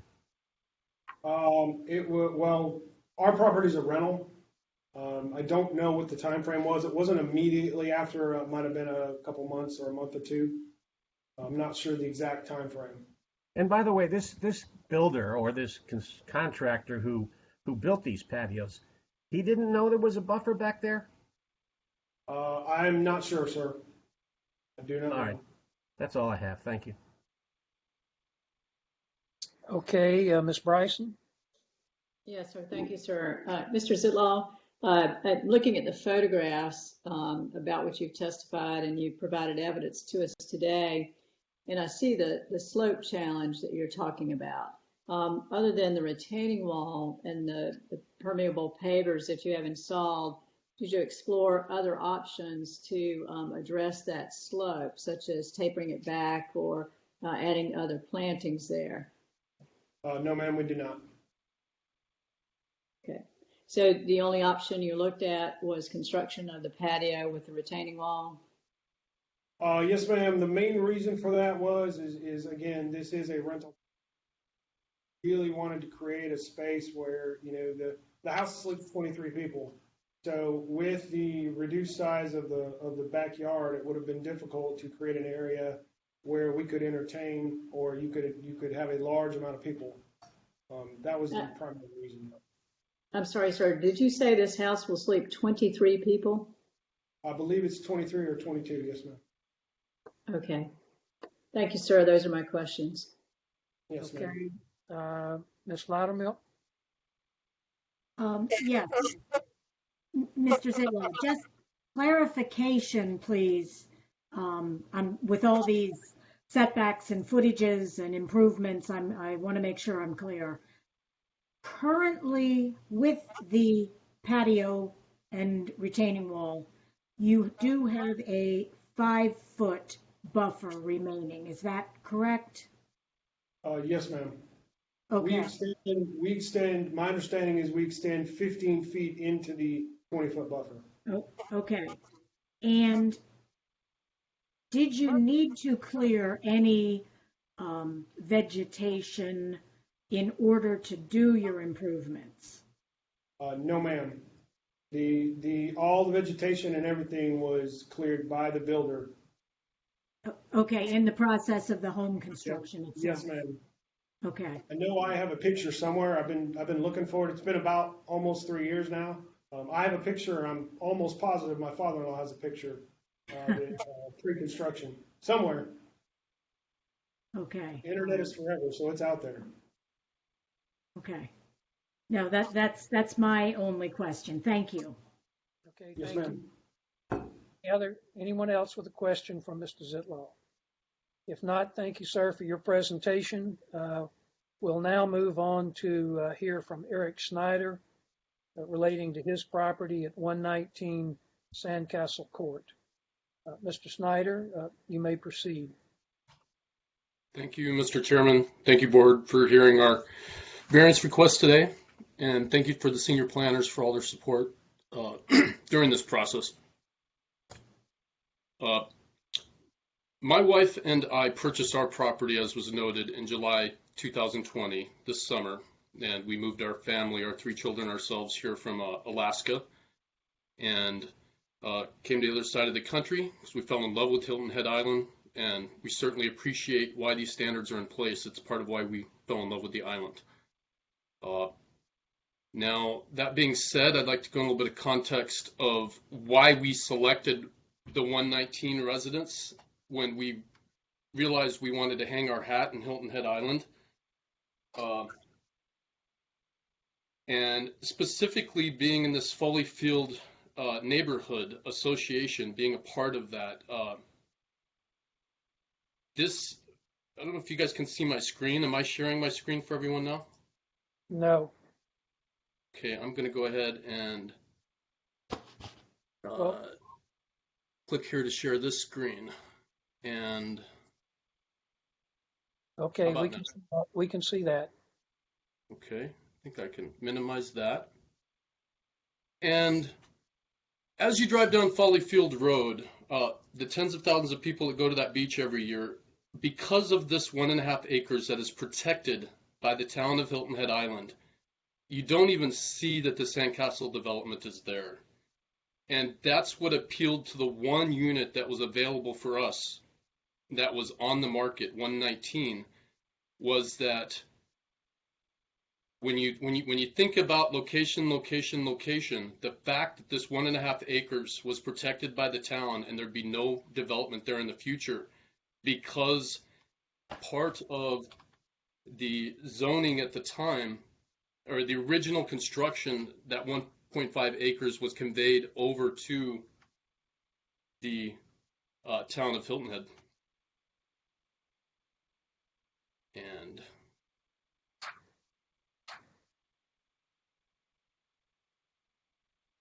there you go. So Starfish Investments donated this 1.5 acres to the town of Hilton Head as, I believe, a quid pro quo for approval to begin the development. The Foley Field Neighborhood Association wanted that buffer there from the sidewalk. They didn't want this visible, and it is a beautiful vegetative buffer of 150, I want to say 150 feet. Correct me if I'm wrong, folks, but I believe that's the thickness of this buffer and it's just a great thing as a homeowner to know that you bought a place and thought down the road that you don't have to have anything else built there. And it's protected by the town. I was advised by many neighbors in this community that they've been told by the town before I took this leap into purchasing this place. We were informed that town of Hilton Head representatives are on record, off the record, I apologize, informally saying that land's never going to be developed. It was zoned residential or resort development to make it impossible to develop. Since 2007, there have never been any submittals, and at this time, I'm under the impression that this land will never be developed. And that goes into why I believe in the spirit of what a variance is, which is upholding the island's character is really what we're trying to achieve here. and I can't switch slides, that we are unique. The north boundary have identical, and I did not install these, you guys. This was done by the previous owners. But what I can say is that from the road, nobody at all, if you can see my cursor, is going to know that my buffer encroachment moves from there to there. They're just, unless you have a drone with a camera or you're a bird flying over, there's nobody is going to know whether these erosion control devices do any good for us. And I believe, as others have iterated before, that some of the complaints said that the homeowners were removing vegetation, and this fact is not correct. The contractors who developed during the construction process in order to safely construct, which was overseen by quality assurance of the town, removed all of this vegetation. So it was left with the homeowner to decide, what can I do to restore the island's character in this space? There were no homeowners in this entire development that removed any vegetation on their own. They were left to, what do we do with this space to return it back to what the town intends? As you can see, and especially these are pictures offered up to me from owners who were here during development. Again, I had nothing to do with the patio installation or all of this during the process, but there was a problem with debris flowing into the pool.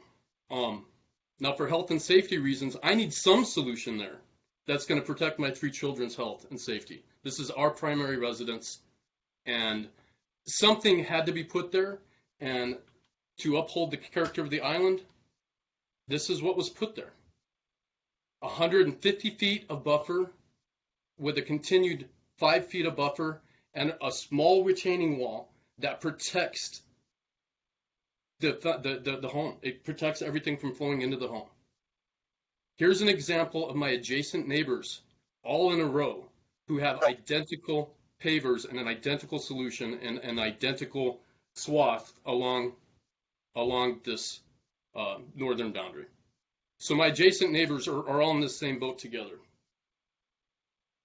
And at the end of the day, I request that the north boundary that is up against this 150-foot beautification buffer that's protected by the town be enough reason in slam dunk fashion to say that all 4 criteria are solely upholding the character of the island based on this 150-foot buffer.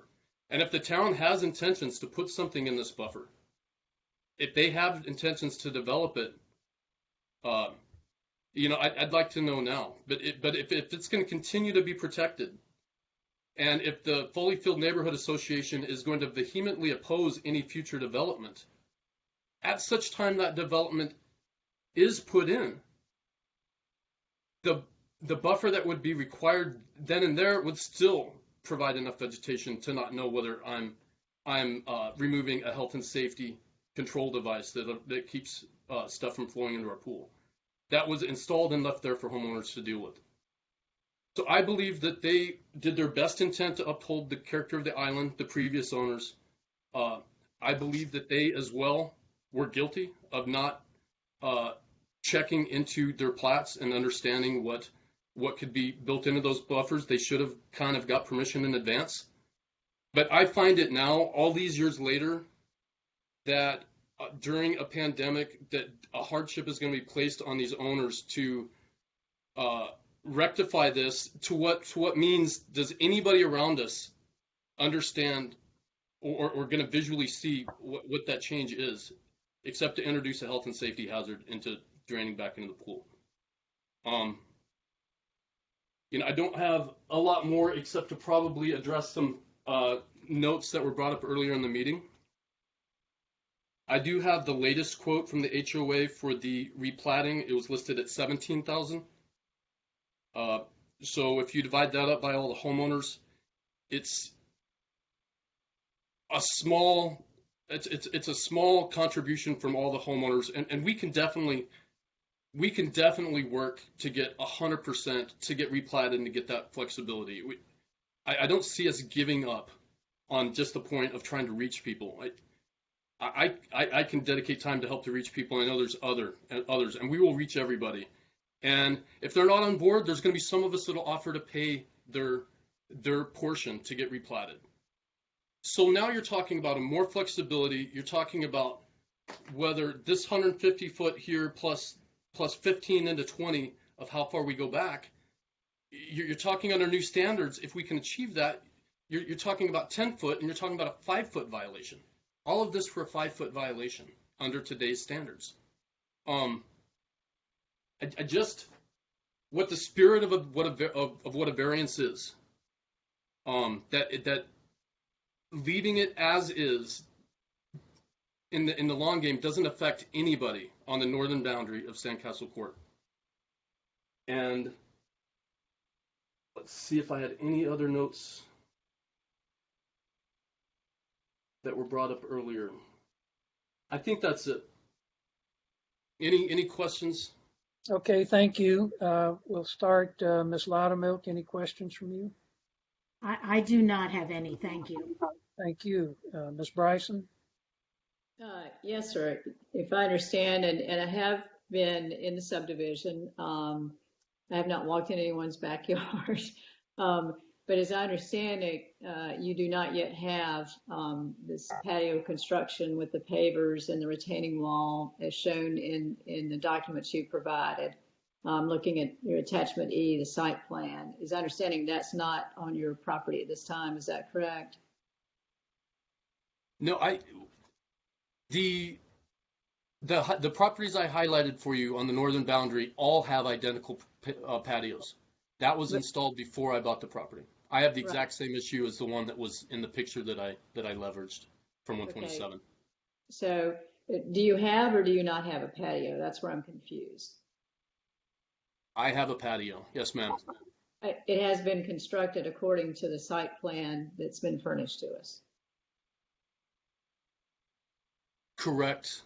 Okay. These patios on the northern boundary, if I'm sharing my screen again, are all identical. Okay. All of these patios are identical, and it was installed before I purchased the property. Okay. I was confused by the site plan as to whether or not it had been constructed yet. Okay. It's already in place, and it was, again, because of the buffer up to the road. I had no idea that there would ever be a complaint, nor did I know that when I purchased the property. My legal team did not advise me during the resurvey and the platting and everything that I had any nonconformities that encroached. It would be great if there was a way to make this a legal nonconformity, but it doesn't appear that way. So the variance, I jumped on the train of everybody else trying to seek a variance, and everybody here has sought a variance. The rest of these homeowners are in next month's meeting. Okay. And so, other than constructing the patio and the retaining wall and the vegetation, did you look at any other type of solution to prevent the debris, the particles from coming into your swimming pool?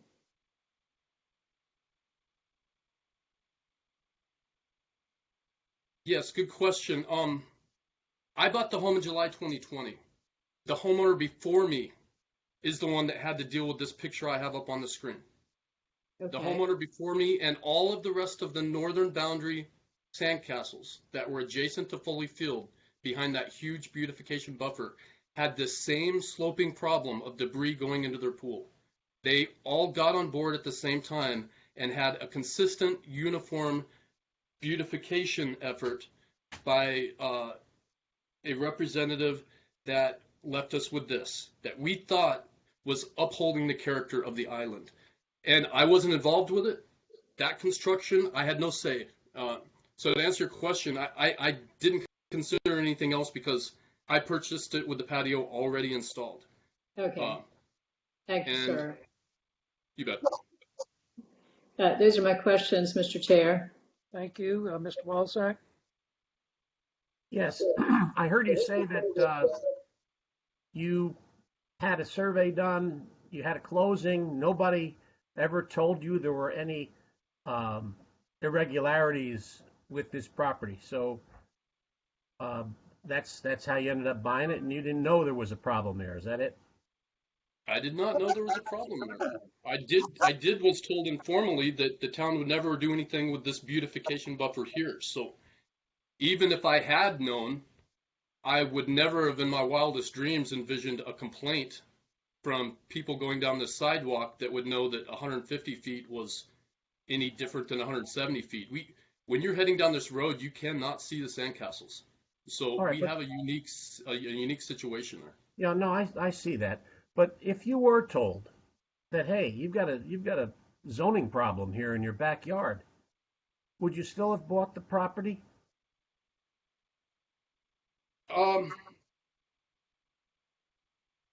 If it becomes tearing out this system creates a health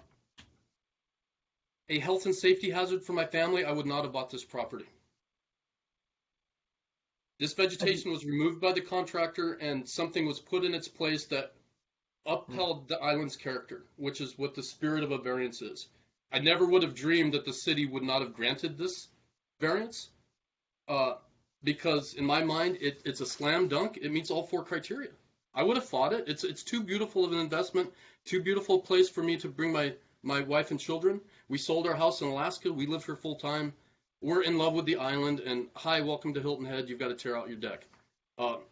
And that's frustrating. I know you guys have a tough job to do, and you have to uphold these standards across the island, but variances are in place for a reason. That the spirit of the island's character is being upheld. And when landowners, when the original homeowners, going back in the timesheet, and we're left with this, and had to put something else there to help. What they installed was a brilliant solution, and it looks beautiful. Yeah, You maybe tell it me would what have I been have more to do brilliant. if I'm denied, and I will do it. Maybe I it would just have don't been want more. you to introduce a health and safety problem into my pool. Yeah, and maybe it affect would my have been children. more brilliant to build the pool at a proper elevation so you could grade around it so that water did not drain into the pool. That's the way most pools are built. They all have a drainage I'm- plane away from the pool. So I believe we have an extraordinary and exceptional condition. I'm asking on your mercy to grant these variances. I think Got they it. meet all 4 criteria. Thank you. Any other questions, Charlie? No, thank you. I'm done. And by the way, I am know- done. Okay? If you can hang on just a minute more, let Sure. me see if Bob Johnson has any questions. Okay. Mr. Snyder. Mr. Snyder, can you, for the record, how many of those patios are there on that road that you're on, facing the north side? I'll think this through by sharing my screen again. You're looking at, I apologize, if I click on here, I think I can. That's 7 or 8 or 9 or? Okay, 127, 125, 127, 125, 123, 119, 117. I'm off again. Let me go this direction. 117, 119, 121, 123, 125, 127. All my adjacent neighbors have the exact same beautification solution. So Right that's here. 6. 5. That's 6. I think it's 5. 7. Well, you called out 5. 6. Go ahead, 1, 2, Johnson. 3, 4, 5, 6. Okay. Okay. I may have missed this earlier, but did the town say there's, or how many are these in total if there's 6 there around the? Every one of these 6 patios are in violation. Everyone's filed a variance. Yeah. Does the town have any idea how many more of these are around the periphery of this development? Give me a second and I can count them up for you. Hold on one second. Thank you.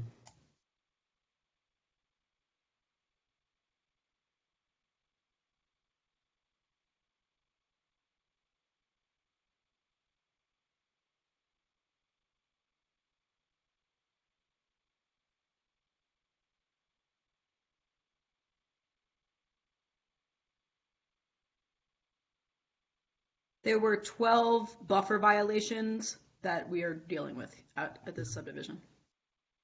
And for the record, I never received a violation letter. I bought in July 2020. I didn't receive a violation letter, but since my neighbors on each side of me that had identical patios had received violations, I figured mine was coming. So this was a proactive attempt to try to let it stay before I'm being forced to take it out. And Thank you very much, Mr. Snyder. I have no You're more welcome. questions, Okay, Mr. thank Chairman. you. That concludes questions from Mr. Snyder. Mr. Walzak, I know you need to leave, but do you want to share any thoughts with the other board members before you go? Well, I think the only thought I have is that obviously this is a tough decision because there's a lot of stuff has been built. But then again, there should be some responsibility on the owners and the builder. So I haven't really decided yet, but I wish I could provide some more wisdom, but I don't know. Since we're going to deal with the other ones next time, I don't know. Maybe this should be held over until we hear what they have to say. I don't know. Just a thought. We'll talk about that. Thank you for your participation so far. And I'm sorry I have to go to the doctor. Sorry. Thank you. Ms. Bryson? What, I was only saying goodbye and good luck. Sorry, Mr. Chair. Oh, no problem. No problem. Okay, we let the record show that Mr. Walzak left the meeting. We still have Ms. Loudermilk, Ms. Bryson, Mr. Johnson, and Mr. Cotrier, so we continue to have a quorum. Our next variance presentation will be regarding 105 Sandcastle Court, and the presenter or the property owner, I hope I'm pronouncing it correctly. If not, correct me, Ms. Casbah, Mr. Casbah? Casbah. Okay, I'm sorry. Rock the Casbah, as they like to say. With a name like Cotrier, I try to be sensitive. Okay. It's no problem. I appreciate it. You have the floor. Please proceed with your presentation. Thank you. First of all, I'd like to thank you guys for all your time, and the staff also. Reiterate what everyone else said. They did an excellent job in walking us through this. Obviously, we all have a lot of the same debate points to bring up, so I won't repeat them, other than to say that I too am on the north side. We also have that protected buffer, and that protected buffer was a big reason that we purchased it.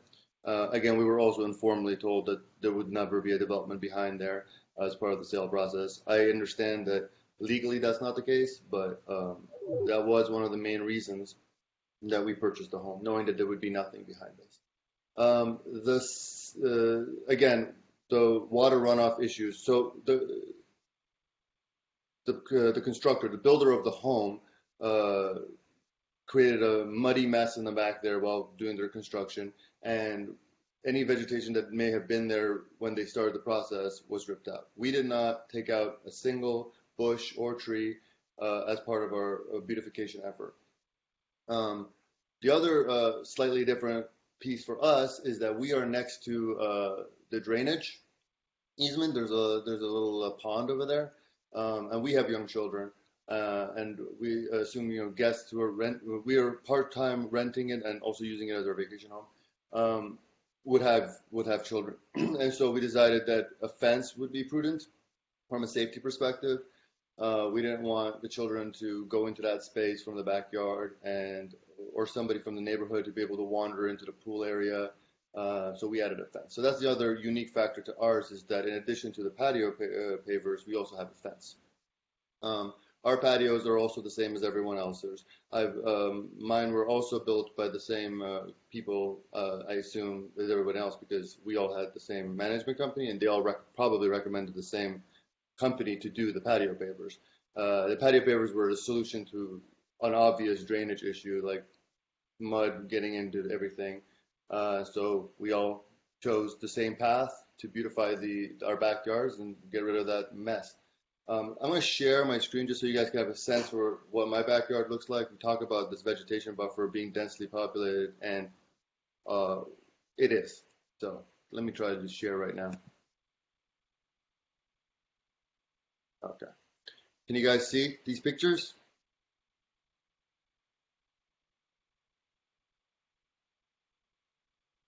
Yes, we can see them. Please proceed. Perfect. So one thing I want to point out, I took the liberty to go around back into the protected area and take some pictures. You can see this is the view from the street. And then as you get closer, I walked into the area. As you get closer, finally, when you right towards the back, you can kind of make out the house. And finally, I did a little zoomed in view. That fence you see at the back is the same green fence that we've shown in some of the other presentations. The other key factor is there is a very large rise, then the fence, and then a very large drop, and then our patio barriers. So even if this protected land were at some point to be developed, I assume that they would have the 10-foot buffer as since the new LMO rules have changed. From the 10-feet buffer at ground level, there is literally no way that they could see even our first floor. This is me. I'm a fairly tall person. I'm about 6 feet tall, taking a picture at eye level, standing about 20 feet away. And you can't see the first floor. What you can barely make out above the trees, the second floor balcony. So to me, in terms of the spirit of maintaining a distance between us and our neighbors who don't currently exist, there is no violation. The other factor for us is that our patio is actually smaller than the others. It's actually only 11 foot and 8 inches, something like that. Let's say 12, including the wall to round up. So I did ask for a 15-foot variance, but that was just for rounding purposes to be similar to everyone else. But in reality, I only need 12, and I'm more than happy to work with you guys on my individual case as to what I can do. Reduce it to the 10 foot that is the new rules, or keep it at 12 feet and be granted the variance that you guys will hopefully approve. Either way, the point is that with the protected land, with the slope of the protected land, our particular unit does not have does not meet the rules of granting this variance. Finally, I would like to point out that the complaints that were filed, none of them were in regards to my property. My property is off in a corner by itself, and actually none of the northern properties received any comments either. It would seem it was specifically, all the comments that were all directed specifically to the lagoon side for whatever reason. Ours that were on the north side did not. Did I have any other notes?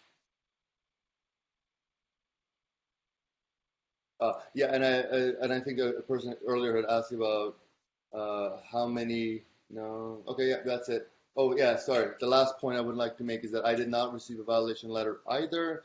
I was informed that one was sent, but because of being involved in the neighborhood and understanding that this was going to become an issue, we just proactively reached out to the town and were informed that yes, in fact, we are a group, part of this group, and so we filed our variance.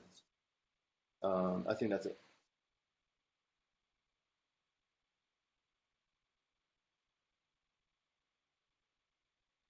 Yeah, sorry, and these are just some pictures of what it currently looks like. Lots of vegetation, and that whole buffer area is about 9 feet. And that's it. That's all I have. Okay, thank you. I understand that concludes your presentation. I'm not sure what order I was going in, so we'll start with Ms. No questions, Mr. Chairman. Thank you. Thank you, Ms. Bryson. Yes, sir. I apologize, sir, for asking you this question, but you had the photographs of the green fence along the property boundary. Yes. Does that green fence is that owned by Sandcastle subdivision or is it owned by the town? I'm not sure. I just know that it extends across the boundary line of the property. Okay. And I understood that you were willing to reduce the size of your patio so that you would have still 10 feet of buffer left. Is that correct? Yes, I'm willing to work with the town to achieve whatever relief so that the town is happy. And I mean, losing a foot and a half or 2 feet of patio for me personally is better than losing all of it and having the hardships associated with it, which others have already spoken of. If I need to speak to those same issues again, I can, but we are all in the same boat. And that would include moving your retaining wall and also your fence, sir? Yeah, I'm open to any remedy that would make the town happy. All right. Thank you, sir. And Mr. Chair, that concludes my questions at this time. Okay. Ms. Loudermilk?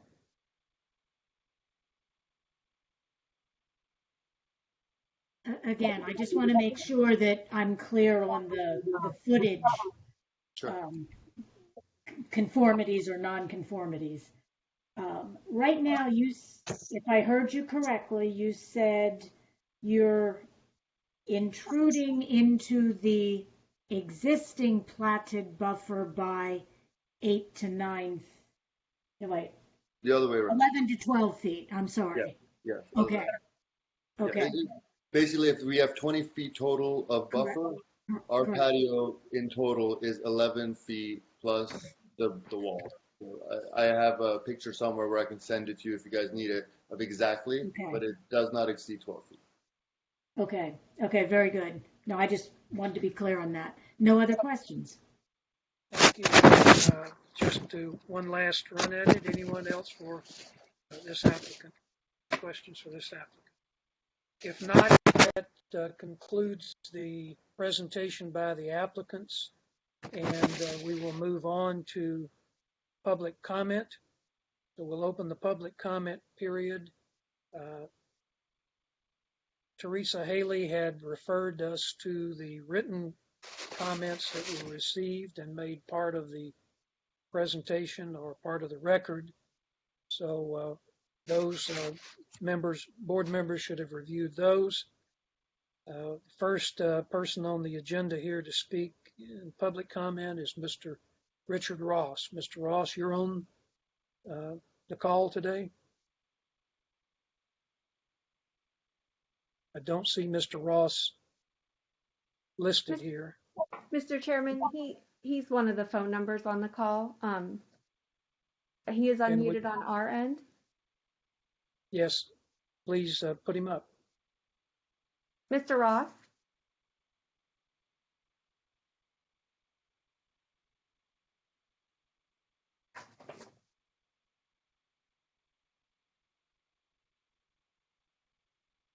Mr. Chairman, we could move on to our next caller, Mr. LaBruce. And That's what I was about to suggest. Let's bring up Mr. LaBruce.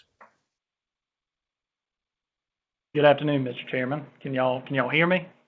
Can you have 3 minutes to make your presentation, sir? Please proceed. All right, well, thank you. Good afternoon, Mr. Chairman and members of the Board of Zoning Appeals. My name is Richardson LaBruce, and I'm an attorney with Finger, Melnick & Brooks here on Hilton Head. It is my privilege to represent Hilton Head Beach and Tennis and its various commercial entities and residential condominiums.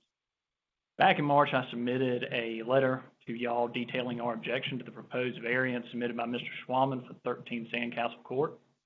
While I think that letter largely speaks for itself, and so there's really not a great need for me to reiterate what was included therein. And I also think town staff has succinctly and fully explained why the application fails to establish any of the required criteria for a variance. But as to criteria number 4, regarding whether the authorization of the variance will be of substantial detriment to adjacent property or the public good, I think it's important that we look at the comprehensive plan, and in particular, section 3.1, which, to paraphrase, says to protect water quality and quantity, buffers must be preserved as they increase stormwater runoff filtration and improve groundwater recharge rates. Importantly, the greater the width of the buffer, the more efficient and effective it is at filtering. The applicant is requesting that it be reduced to effectively 6 to 7 feet, which would render it largely useless.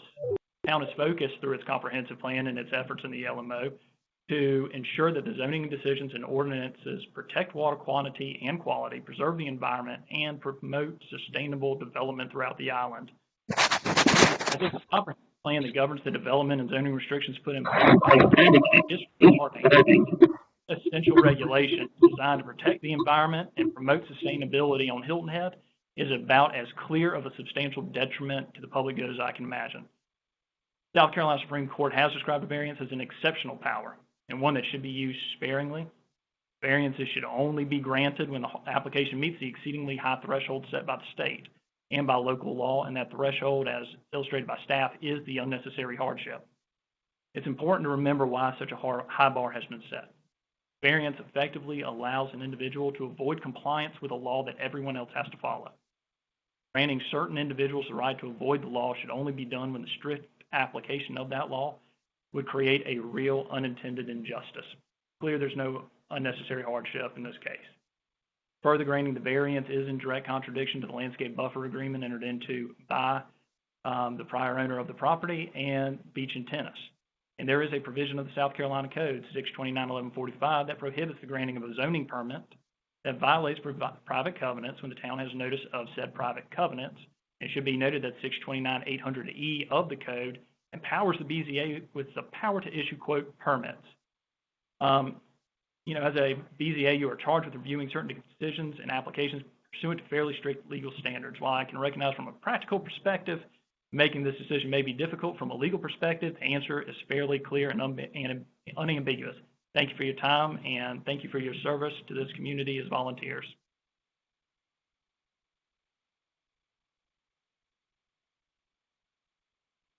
I think I just got a little bit, I hope I got under the 3-minute threshold there.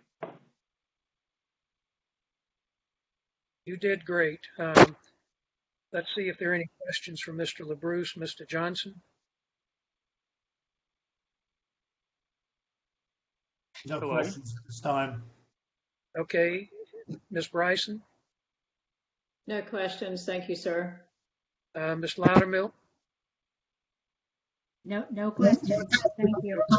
And I have none. Thank you, Mr. LaBruce. Is Mr. Ross now available? Mr. Chairman, Mr. Ross, are you on the line? Hello, my name is Michael Ross. I'm a legal representative for Mr. Richard Ross with power of attorney, and he's an essential worker. He's a pilot, and he was trying to attend this meeting today, and he sent me a message that I can play for you if you allow me.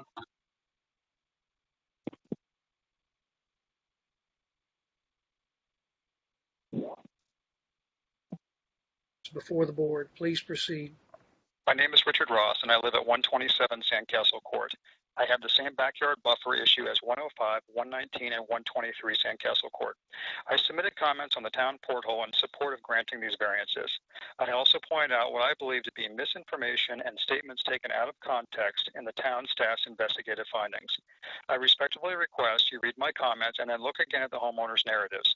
I feel the homeowners genuinely have met all 4 criteria to be granted a variance, and the rebuttal information the town staff submitted was misleading out of context that was not applied correctly when determining if the homeowners met the criteria for a variance.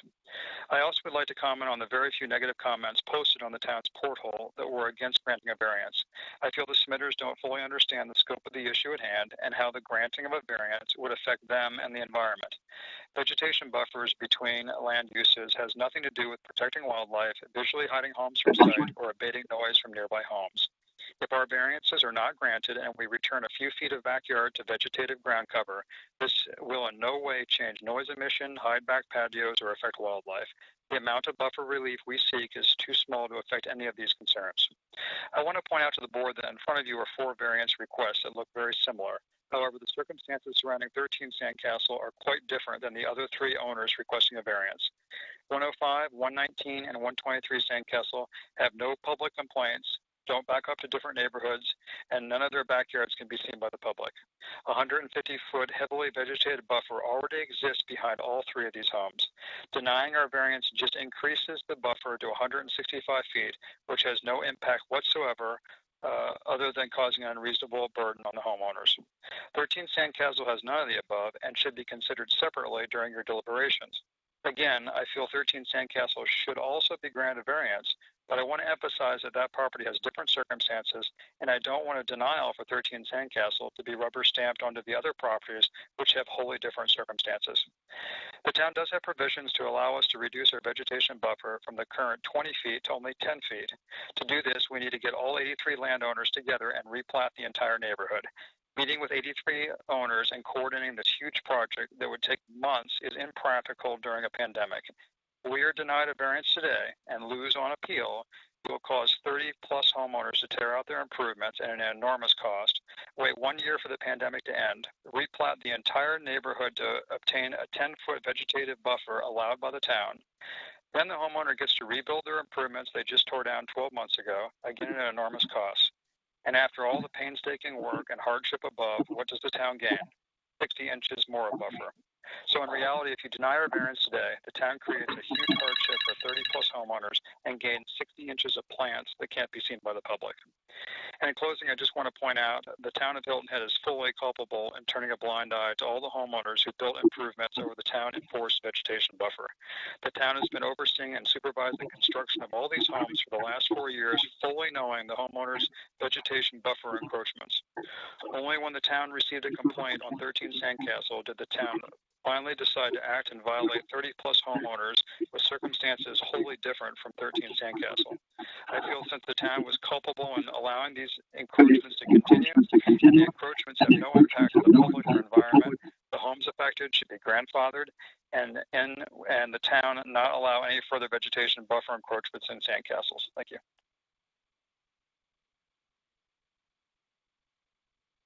Okay, since that was a recording, I guess we don't have the opportunity to ask Richard Ross any questions. One thing I just noticed, my mistake, after we heard from all of the applicants, I failed to offer the staff their opportunity for any rebuttal. So I'll ask Missy Lewick and Tyler Newman any rebuttal to any of the statements made by the property owner. I have no additional comments. Thank you. Thank you. Mr. Newman? I've heard it mentioned several times throughout the applicant's presentation is that they would, if the current LMO was applied to their properties, that the setback and buffer requirements will be less. Currently, it would be single family adjacent to vacant RD. That's the town-owned property. That would be a 30-foot adjacent use setback, and it would be a type C adjacent use buffer, which that was after, but type C 15 or 25 feet. So I just want that to be clear that the current LMO standards being applied to them for an adjacent use setback and buffer wouldn't really alleviate the situation too much on that side. And that's all.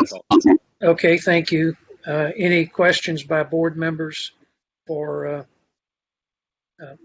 Mr. Newman, Ms. Loudermilk?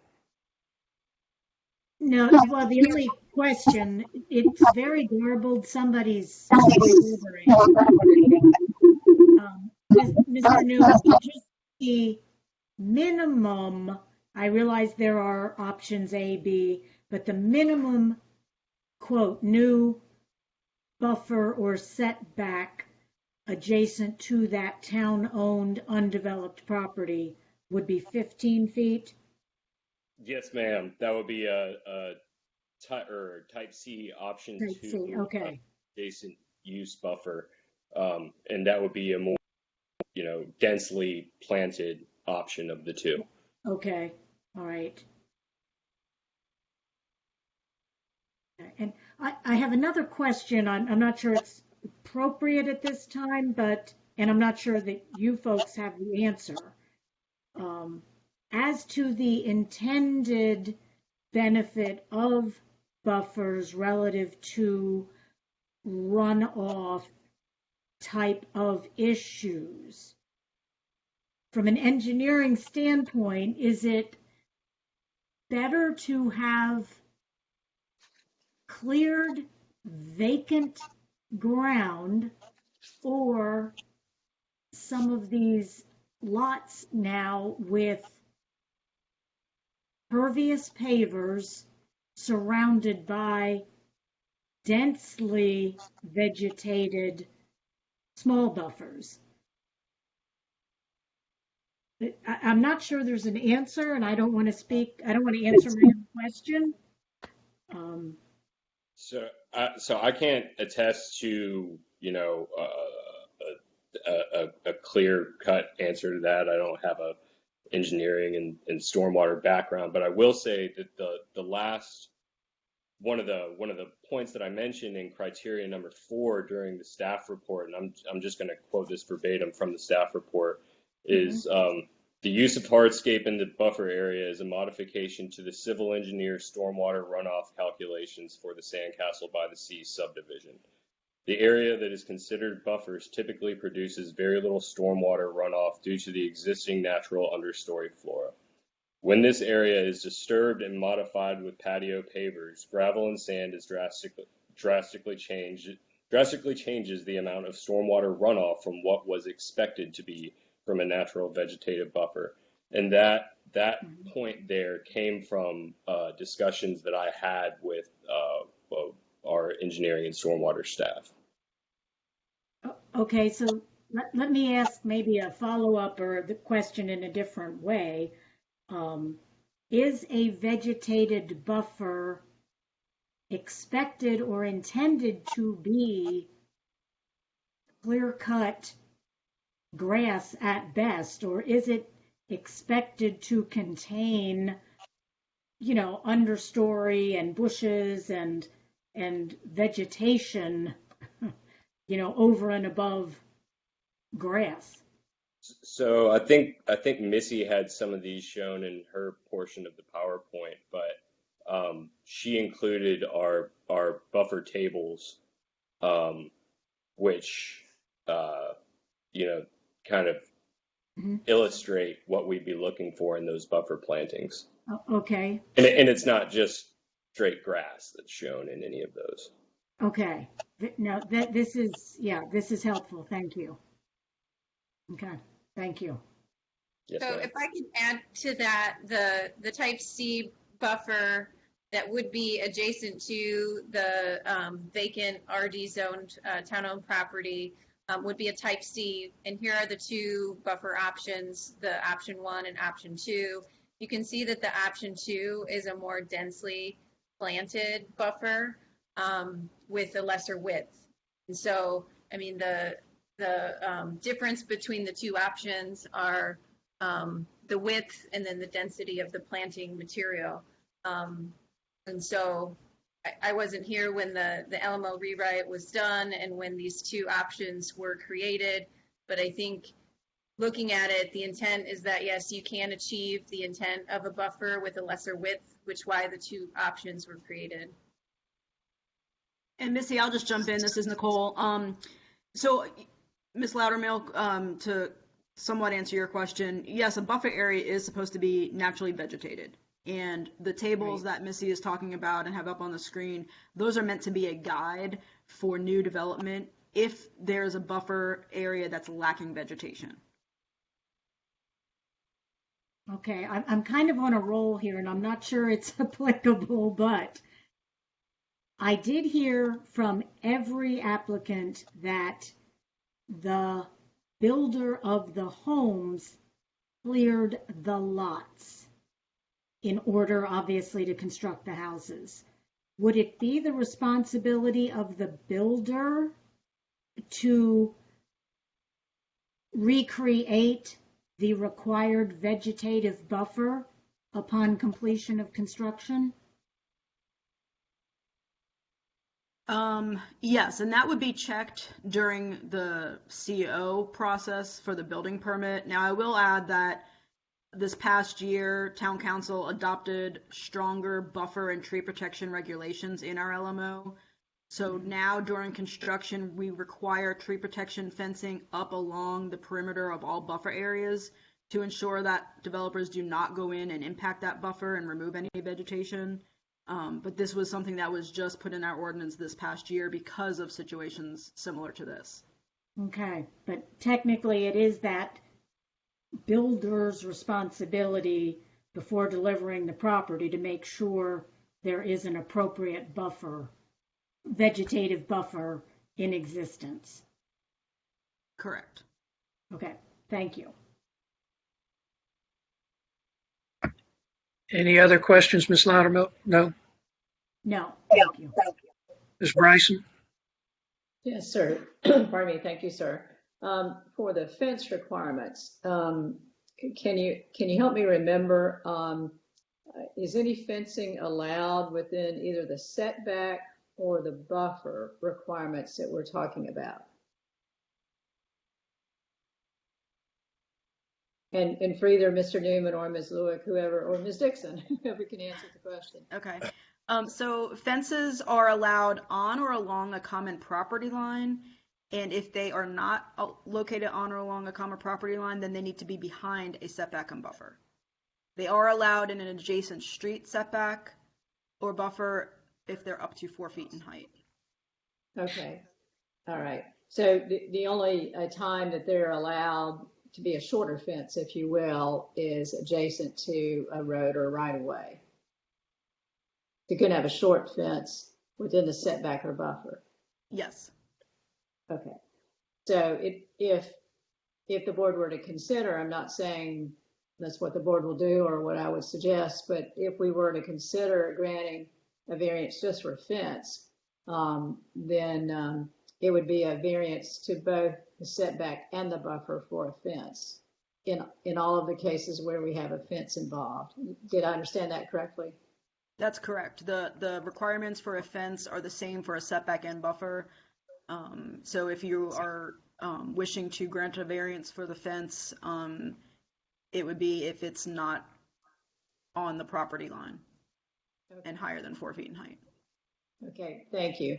And my next question, I'm not sure if the staff can answer it or maybe the town attorney can.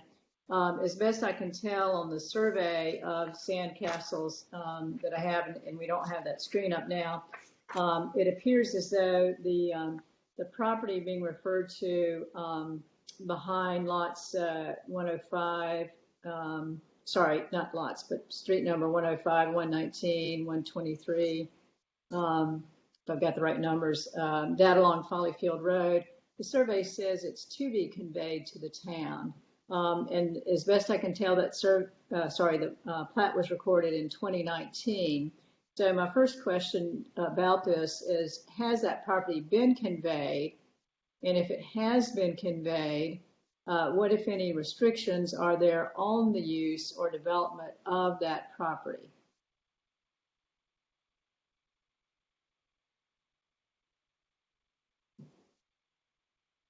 The property is currently owned by the town of Hilton Head, so it was conveyed or purchased. I'm not sure about that part of it, but it is owned by the town. As far as I'm aware, there are no deed restrictions placed on the property where, it could never be developed in the future. That's not the case. Typically, when the town does purchase the property, its intent is to keep it as open space, but there's been times where town-owned property has been sold. So that's why we can't guarantee it's going to remain town-owned and undeveloped.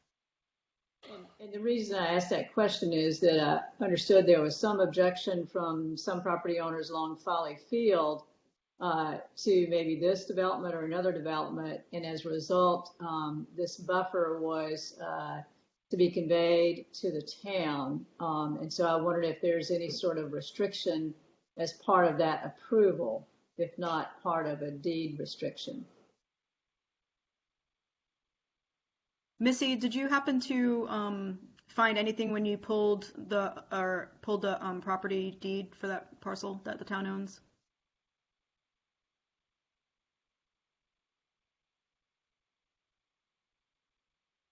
No, I did not find that the documentation that we got indicated that it was conveyed to the town, and it didn't have anything that I could see from looking at it that were restrictions to the use.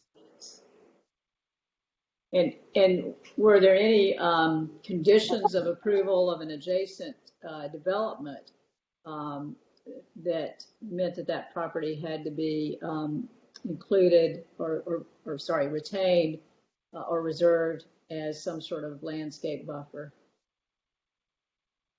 I understood No, it was testimony not. from one. No. I understood the testimony property, from one. yeah, the development was platted with their own perimeter buffer, setback and buffer around the Sandcastle by the Sea subdivision, and the town's property was not intended to be a buffer for that development.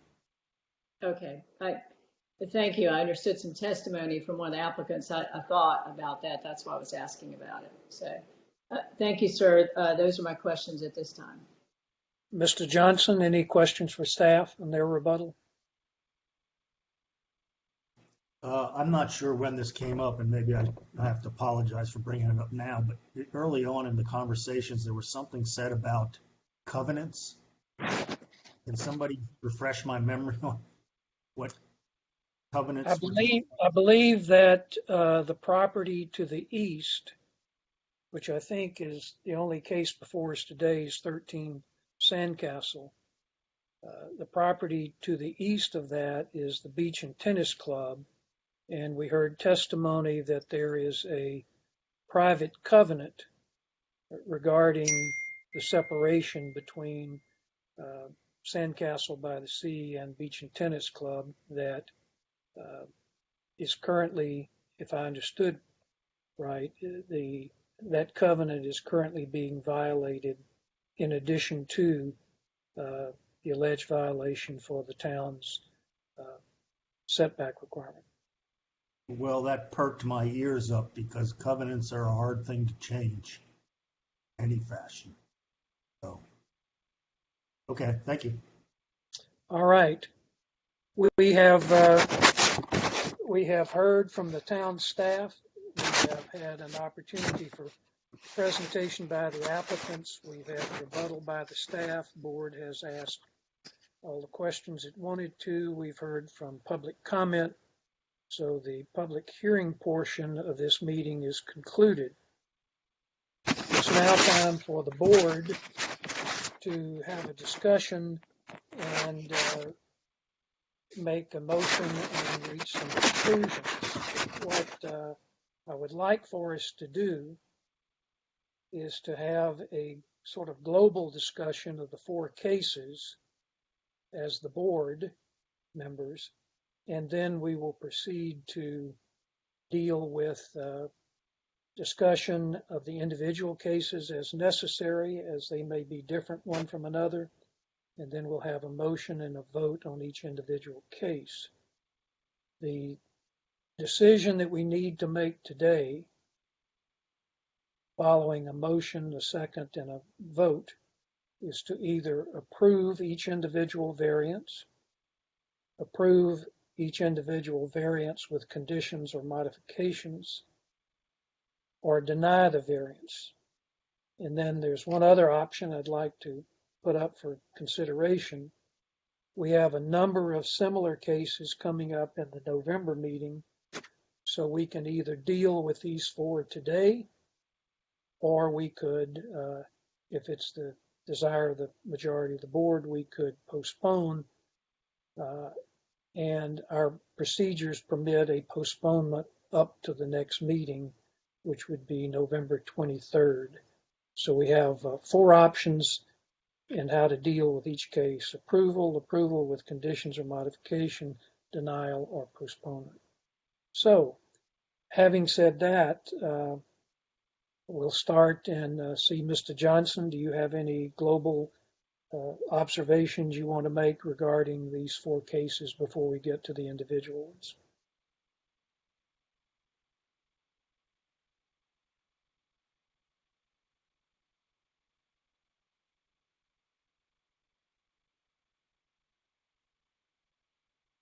Mr. Johnson, do you have comments you want to make globally on the 4 cases?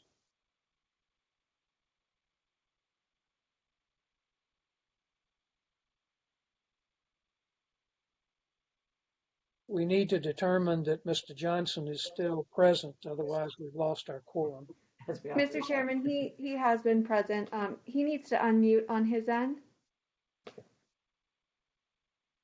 Mr. Johnson, are you there? Could you unmute on your end, please?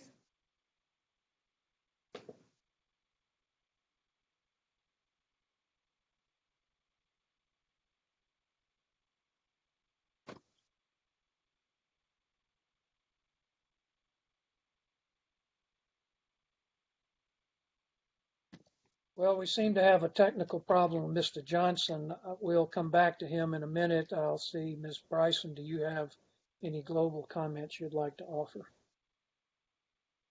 Yes, sir. Thank you, sir. First of all, to each individual applicant, the photos and the limited site view I had of some of the courtyards behind, they're certainly all very attractive. Several of them, I can't recall all of them particularly, but they have nice landscaping. I understand about the slopes coming back towards the pool and the desire to try to address that situation. So I compliment you on that. I'm sympathetic to having attractive property and what you want to do to it. But I'm also very cognizant of the fact that variances are not lightly to be given, and that setback, intrusion, and even more so on the island, intrusion into the buffer area are very serious. We have setbacks and buffer standards for a reason, and that is to protect the environment on the island, which we all enjoy. So I think that is a high bar, the same bar that we must legally apply, which is a high bar to grant a variance. So it's tough to examine the facts and determine whether or not a variance should exist. I think it's important that we consider these individually and not as a group. So while a bit sympathetic to listening to other requests within the same area, because we have heard these today and they're fresh on my mind, I think it would be more helpful to go ahead and consider these 4 requests today, and indeed to give these folks an answer today rather than have them wait another month. And so I would like for us to go ahead and vote on these 4 as long as we still have a quorum, and for us to consider individually any remaining requests we have within this subdivision. So there's kind of a couple of global things in there. One is generally with regard to each of these requests, and then secondly with regard to whether or not we postpone these requests until we hear more requests from the same subdivision. So those are my thoughts at this point. Thank you, sir. Thank you. Ms. Loudermilk?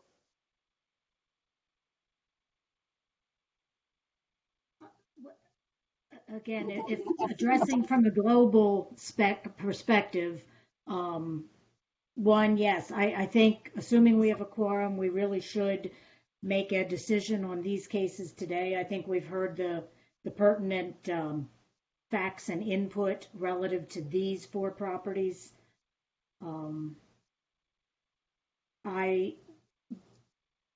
I will say from a global perspective, I do think this project, which had lingered for years after the real estate downturn, I think the original builders ultimately used every square inch of the property they could possibly use to try to maximize their economic value of these properties, which may have created very little room and opportunity for the purchaser to have flexibility for any additional improvements or beautification. But having said that, I do agree that I think intrusion into our buffer areas is a hugely important factor, and we can't turn our eyes away from that. So again, I guess those are my global comments, but we do need to look at each one individually. Ms. Loudermilk, could you comment on your thoughts about whether we should vote on these today or defer them to the November meeting? No, I think as long as we do have our quorum, we should vote on them today. I think we've heard all specific facts relative to these properties. I think we should vote today. Okay, thank you. I'm not necessarily advocating that, but I wanted to make us all aware that that was an option. Mr. Johnson, are you still with us and can you comment now?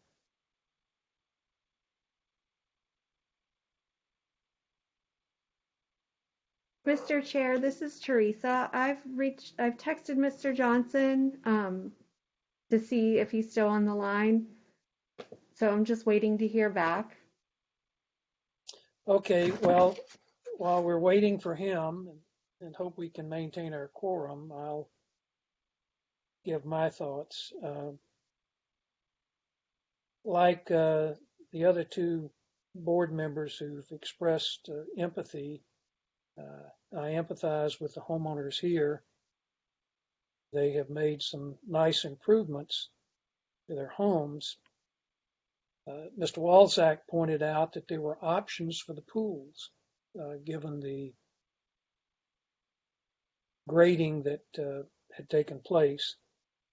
Every new home that's constructed, the builder clears a lot of area to make for safe and proper construction. And in post-construction, when the property owner moves in, they have to make whatever improvements they see they want to make, but they have to also do that in compliance with the requirements of the town.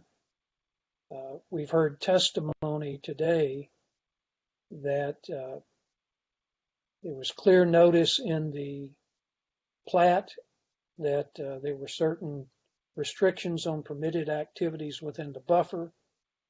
And so property owners were in fact on notice, and it becomes the responsibility of the property owner to comply with the LMO. I look at the 4 criteria in the staff report, and I hear the arguments from the property owners, but I am not convinced that there have been the 4 criteria of extraordinary and exceptional conditions not applying to other properties, prohibiting unreasonable restrictions on the use of the property or subsequent detriment to other parties, is that those criteria have been met. Let's see if we can get Mr. Johnson on now. Teresa, have you had any success? Mr. Chairman, I've texted Mr. Johnson, and I'm not sure if he's having technical difficulties, but he did say that he's been able to listen to every word. He is in favor of postponing. Well, without his actual participation, I'm not sure he really is. He's really present longer. Mr. Coltrane, you're available?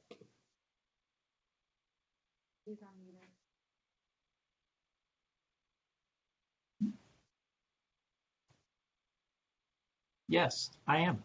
Okay, I could probably look this up, but in the interest of time, it appears that unless Mr. Johnson can actively participate, we've lost him as a participant in today's meeting, which means we have lost quorum.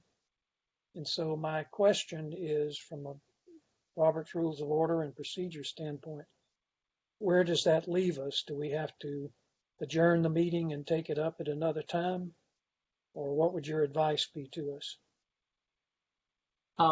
My advice would be that if you have lost a quorum, then you have lost a quorum, and I believe that it would be inappropriate for the board to move forward and act on what it has heard today, as painful as that is for everyone involved.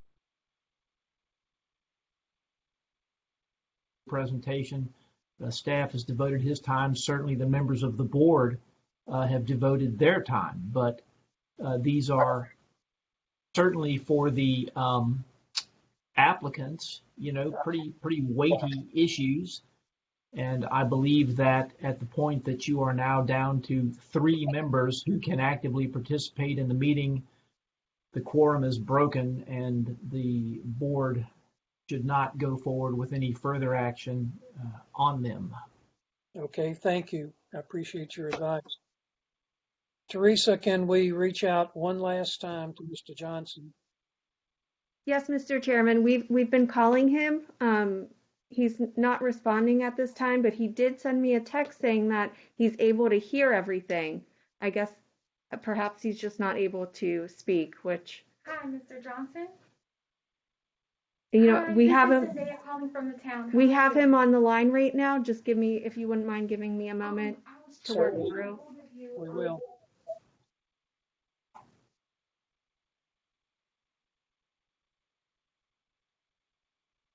Apropos of nothing, I'm not sure that's the same thing.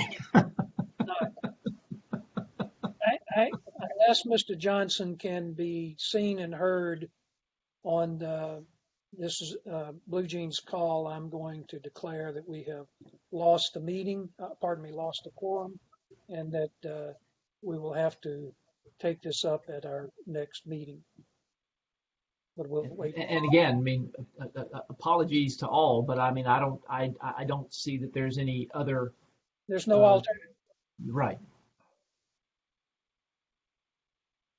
And Mr. Chair, if I could ask Mr. Coltrane, so obviously with the loss of a quorum, we can't proceed. Does that mean these matters automatically go over to the next regularly scheduled meeting? Or is there another procedural issue that we need to address? Or do they automatically go over to the next regularly scheduled meeting? I think they automatically go to the next scheduled meeting because having lost the quorum, unfortunately, I kind of take that. I will interpret that as a non-suit, meaning you have to start over. Yeah, well, not start at the beginning, hopefully, but start with where we left off here at our next regularly scheduled meeting. Let me read from section. My question is, hopefully we don't have to start the hearings all over again. Okay, hold on a minute. That's it. Article 6 of the Rules and Procedures of the Board of Zoning Appeals. Section 3, Item C, lack of quorum.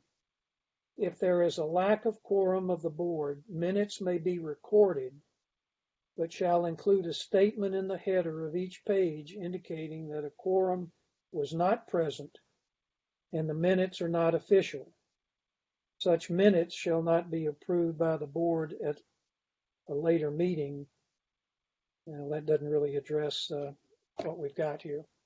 So, now, Mr. Chair, if I might, if you look at Article 5, Section 1, or Section 2, quorum, it states, page 9. In the absence of a quorum, no further business requiring a vote shall be transacted, and any such business shall be postponed to the next meeting. Okay, thank you. That was the better citation. So that tells us what we need to do. We are waiting for just a moment to see whether we can reestablish contact with Mr. Johnson. Teresa, can you tell us where we stand? Yes, sir. We are trying to get Mr. Johnson to call.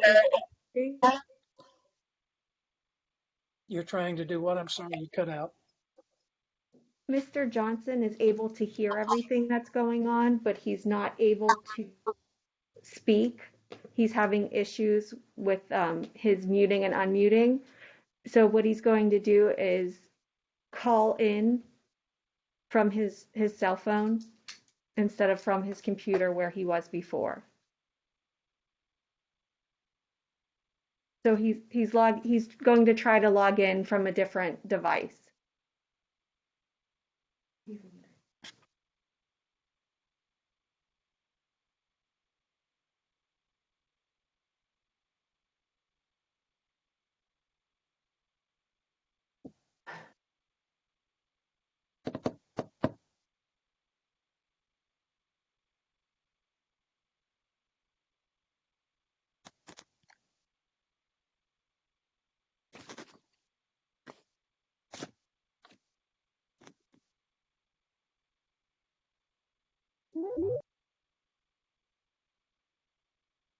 Mr. Chairman, I see Mr. Johnson has logged on.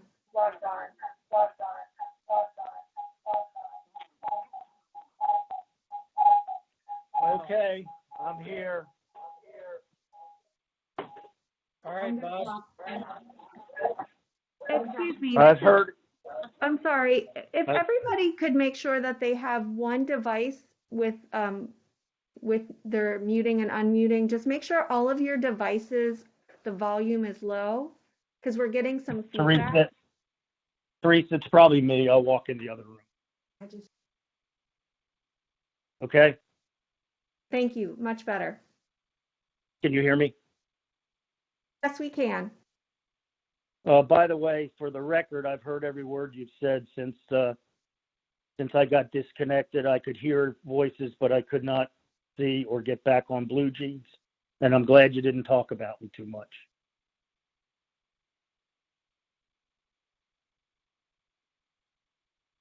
Mr. Chairman, if you could unmute yourself. Thank you. Thank you. We had a global discussion about the 4 cases.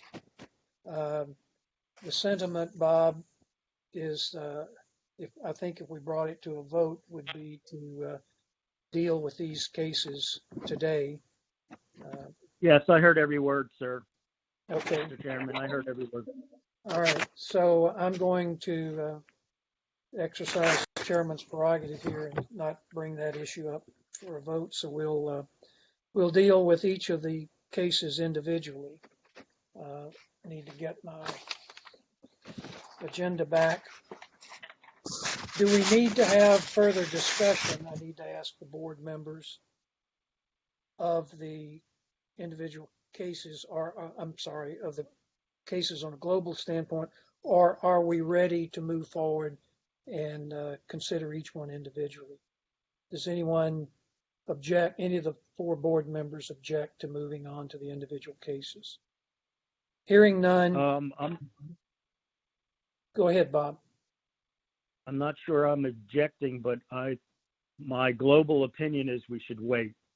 And I know what everybody else said, so I will probably be voting that direction. But we still have a quorum without. We do. Would you be? Well, let me just, we'll go ahead and do it by vote. I will entertain a motion that would say we will either consider and vote on each of the 4 applications today, or we will defer them to the November meeting. Would someone care to make a motion one way or the other?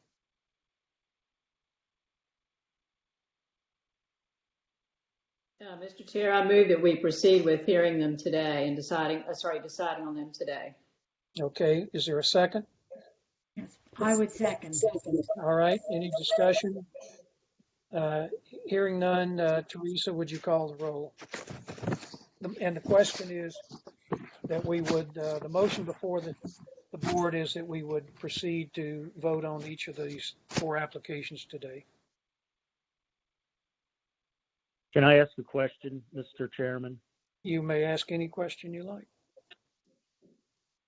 If I vote negatively, do we still have the opportunity to go forward? Yes. Okay. Thank you very much. With 4 of us, there are 3 options. The motion will carry, the motion will be defeated, or there could be a 2-2 tie, in which case the motion fails to carry. So the question before the board is, will we discuss and vote on each of the 4 applications today rather than deferring them to November. Teresa, would you call the roll? Mr. Johnson, Not in favor of the motion. Ms. Bryson, For the motion. Mr. Cotrier, For the motion. Ms. Loudermilk. For the motion. Okay, by a vote of 3 to 1, we decided that we would proceed with consideration of these 4 applications today. The first one is variance 00035222020, James Schwaman, relating to his property at 13 Sandcastle Court. Is there any discussion by the board, or would someone care to make a motion? Again, our options are to approve the application based on findings of facts and conclusions of law, or to approve with conditions or modifications, or to deny the application based on findings and facts and conclusions of law. Ms. Bryson. Yes, sir. With regard to that individual variance request, variance 00352-2020, I move to deny the request based upon the findings of fact and conclusions of law as set forth in the staff report, which has been incorporated by reference in today's evidence at the hearing on this matter, with the following changes. Number 1, everywhere the phrase appears, staff finds or staff concludes, it would read, the board finds or the board concludes. The second change would be under criteria 4, and I think it's bullet 5, the phrase which reads, the finding which reads, while there is a heavily vegetated town-owned property behind the property that is currently undeveloped, the property could potentially be developed in the future. I would delete that finding as part of my motion. Before you conclude that, I think we're dealing with 13 Sandcastle Court, and that town-owned buffer does not apply there. I apologize. I was looking probably at the second set of them, so I will take that out. But every place the phrase the staff finds or the staff concludes, those would be deleted, and the phrase the board finds and the board concludes would be inserted in lieu thereof. I apologize. I was looking at the wrong one. Totally understandable. Thank you for the motion. Do we have a second? I will second. Any discussion? Hearing none, Teresa, would you call the roll? Certainly. Mr. Johnson, For the motion. Ms. Bryson, For the motion. Ms. Loudermilk, For the motion. Mr. Cotrier. For the motion. By a vote of 4-0, the application for 13 Sandcastle Court is denied. We'll now deal with variance 001870-2020, request from George Zitlaw for a variance relating to 123 Sandcastle Court. Is there any discussion? Mr. Chairman? Yes, please. Mr. Chair, because of the obvious confusion on even the last one we voted on, can we identify the last 3 on their location by the compass setting, north, east, south, or west? The next 3, 123 Sandcastle, 119, and 105, all are on the north side of the property and abut against the town-owned parcel. That satisfies my question. Thank you. Surely. Any discussion before someone offers a motion? If not, I'll entertain a motion regarding 123 Sandcastle. Ms. Bryson? Mr. Chair, I move to deny the request for the variance for variance 00187-0-2020, 123 Sandcastle Court, for the reasons set forth in the staff report, which has been incorporated by testimony today and evidence at this hearing, with the following exceptions and modifications. First, that everywhere the term "the staff finds" or "the staff concludes," that the terms "the board finds" and "the board concludes" be inserted in lieu thereof. Secondly, with regard to criteria 4, the bullet, I believe it's the 5th bullet, that reads, while there is a heavily vegetated town-owned property behind the property that is currently undeveloped, the property could potentially be developed in the future, to delete that finding. Okay, there is a motion. Do we have a second? I will second. Thank you. The motion before the board, any discussion? If not, the motion before the board is to deny the application for 123 Sandcastle with the modifications that are the issues that, modifications, I guess I'll say, that Ms. Bryson articulated. Any additional discussion? Hearing none, Teresa, would you call the roll? Mr. Johnson, Not for the motion. Ms. Bryson, For the motion. Ms. Loudermilk, For the motion. Mr. Cotrier. For the motion. By a vote of 3 to 1, the application for 123 Sandcastle Court is denied. We'll move on to variance 001875-2020, application from Eric Snyder for 119 Sandcastle Court. Any discussion before we entertain a motion? Hearing none, would someone care to offer a motion regarding 119 Sandcastle Court? Ms. Bryson? I was trying to see if anybody else wanted to go. Mr. Chair, with empathy towards the property owners, and I should express this at the beginning of each of the motions, I move to deny this variance.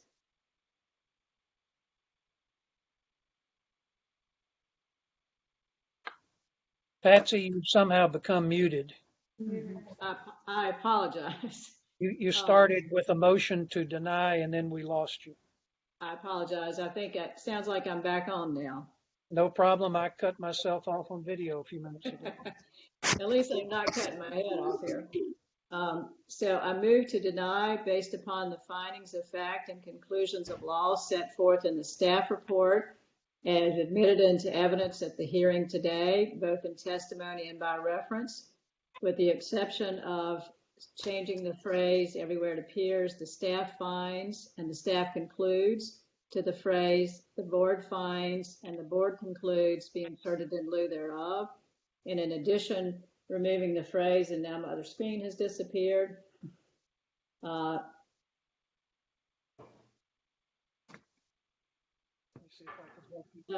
It's the one, the same one that I read into the record before. I apologize. I'm working with dual screens here, and the second one went to black screen. It's the bullet in criteria 4 that has to do with the town-owned property that might be developed in the future. I apologize. I don't have it in front of me at the moment to read into the record, but that's my motion. Okay. I was trying to see if I could help you, but I can't find it either. Do we have a second motion? I will second. And I think the bullet point you're looking for, Patsy, is while there is a heavily vegetated town-owned property behind the property that is currently undeveloped, the property could potentially be developed in the future. Yes, ma'am. Thank you. I have an older iPad that I'm using for the documents, and it times out occasionally. So thank you very much, Ms. Loudermilk. Challenges of our technology. So we have a motion. We have a motion and a second before the board to deny 119 Sandcastle Court. Any further discussion? Hearing none, Teresa, would you call the roll? Mr. Johnson, Not for the motion. Ms. Bryson, For the motion. Ms. Loudermilk, For the motion. Mr. Cotrier. For the motion. By a vote of 3-1, the application of 119 Sandcastle Court is denied. We'll now move to variance 001935-2020, request from Riza Kashba for 105 Sandcastle Court. Any discussion before the chair entertains a motion? Hearing none, I guess we'll stay with our batting order. Ms. Bryson, would you care to make a motion? Thank you, sir. Again, with respect to the property owner and sympathy, I must move to deny the request for the variance 001935-2020, located at 105 Sandcastle Court, for the reasons set forth in the findings of fact and conclusions of law of the staff report admitted into evidence by testimony or by reference today, with the following modifications. Number one, everywhere the term "the staff finds" and "the staff concludes" be deleted, and the terms the board finds and the board concludes be inserted in lieu thereof. And two, under criteria 4, that the finding, which states, while there is a heavily vegetated town-owned property behind the property that is currently undeveloped, the property could potentially be developed in the future, be deleted. And that is my motion. We have a motion. Do we have a second?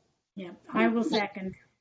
We have a motion and a second before the board to deny the application of 105 Sandcastle Court. Any discussion? Hearing none, Teresa, would you call the roll? Mr. Johnson, Not for the motion. Ms. Bryson, For the motion. Ms. Loudermilk, For the motion. Mr. Cotrier. For the motion. By a vote of 3-1, the application of 105 Sandcastle Court is denied. That really concludes our business here. Each of the applicants, as stated at the beginning of our meeting, staff will prepare a written notice of action, which will need to be signed by the maker and seconder of the motions and by the chair. Those will be ready in a couple of days, and they'll be mailed out to the property owners in accordance with the procedures of the Board of Zoning Appeals. I want to say to all of the 4 applicants, I think there was a lot of empathy from the board members on the plight you find yourself in, but as one of our board members said, or maybe more than one, the LMO requirements for buffer and setback are there for a reason. There must be an extraordinary circumstance to change to override those. And in this particular case, all of the property owners were or should have been on notice of the applicable setback and buffer requirements. So I see that the board really had little alternative but to deny these. There being no further business before the board, I declare this meeting adjourned. Thank you all. Going in, so we'll start with Mr.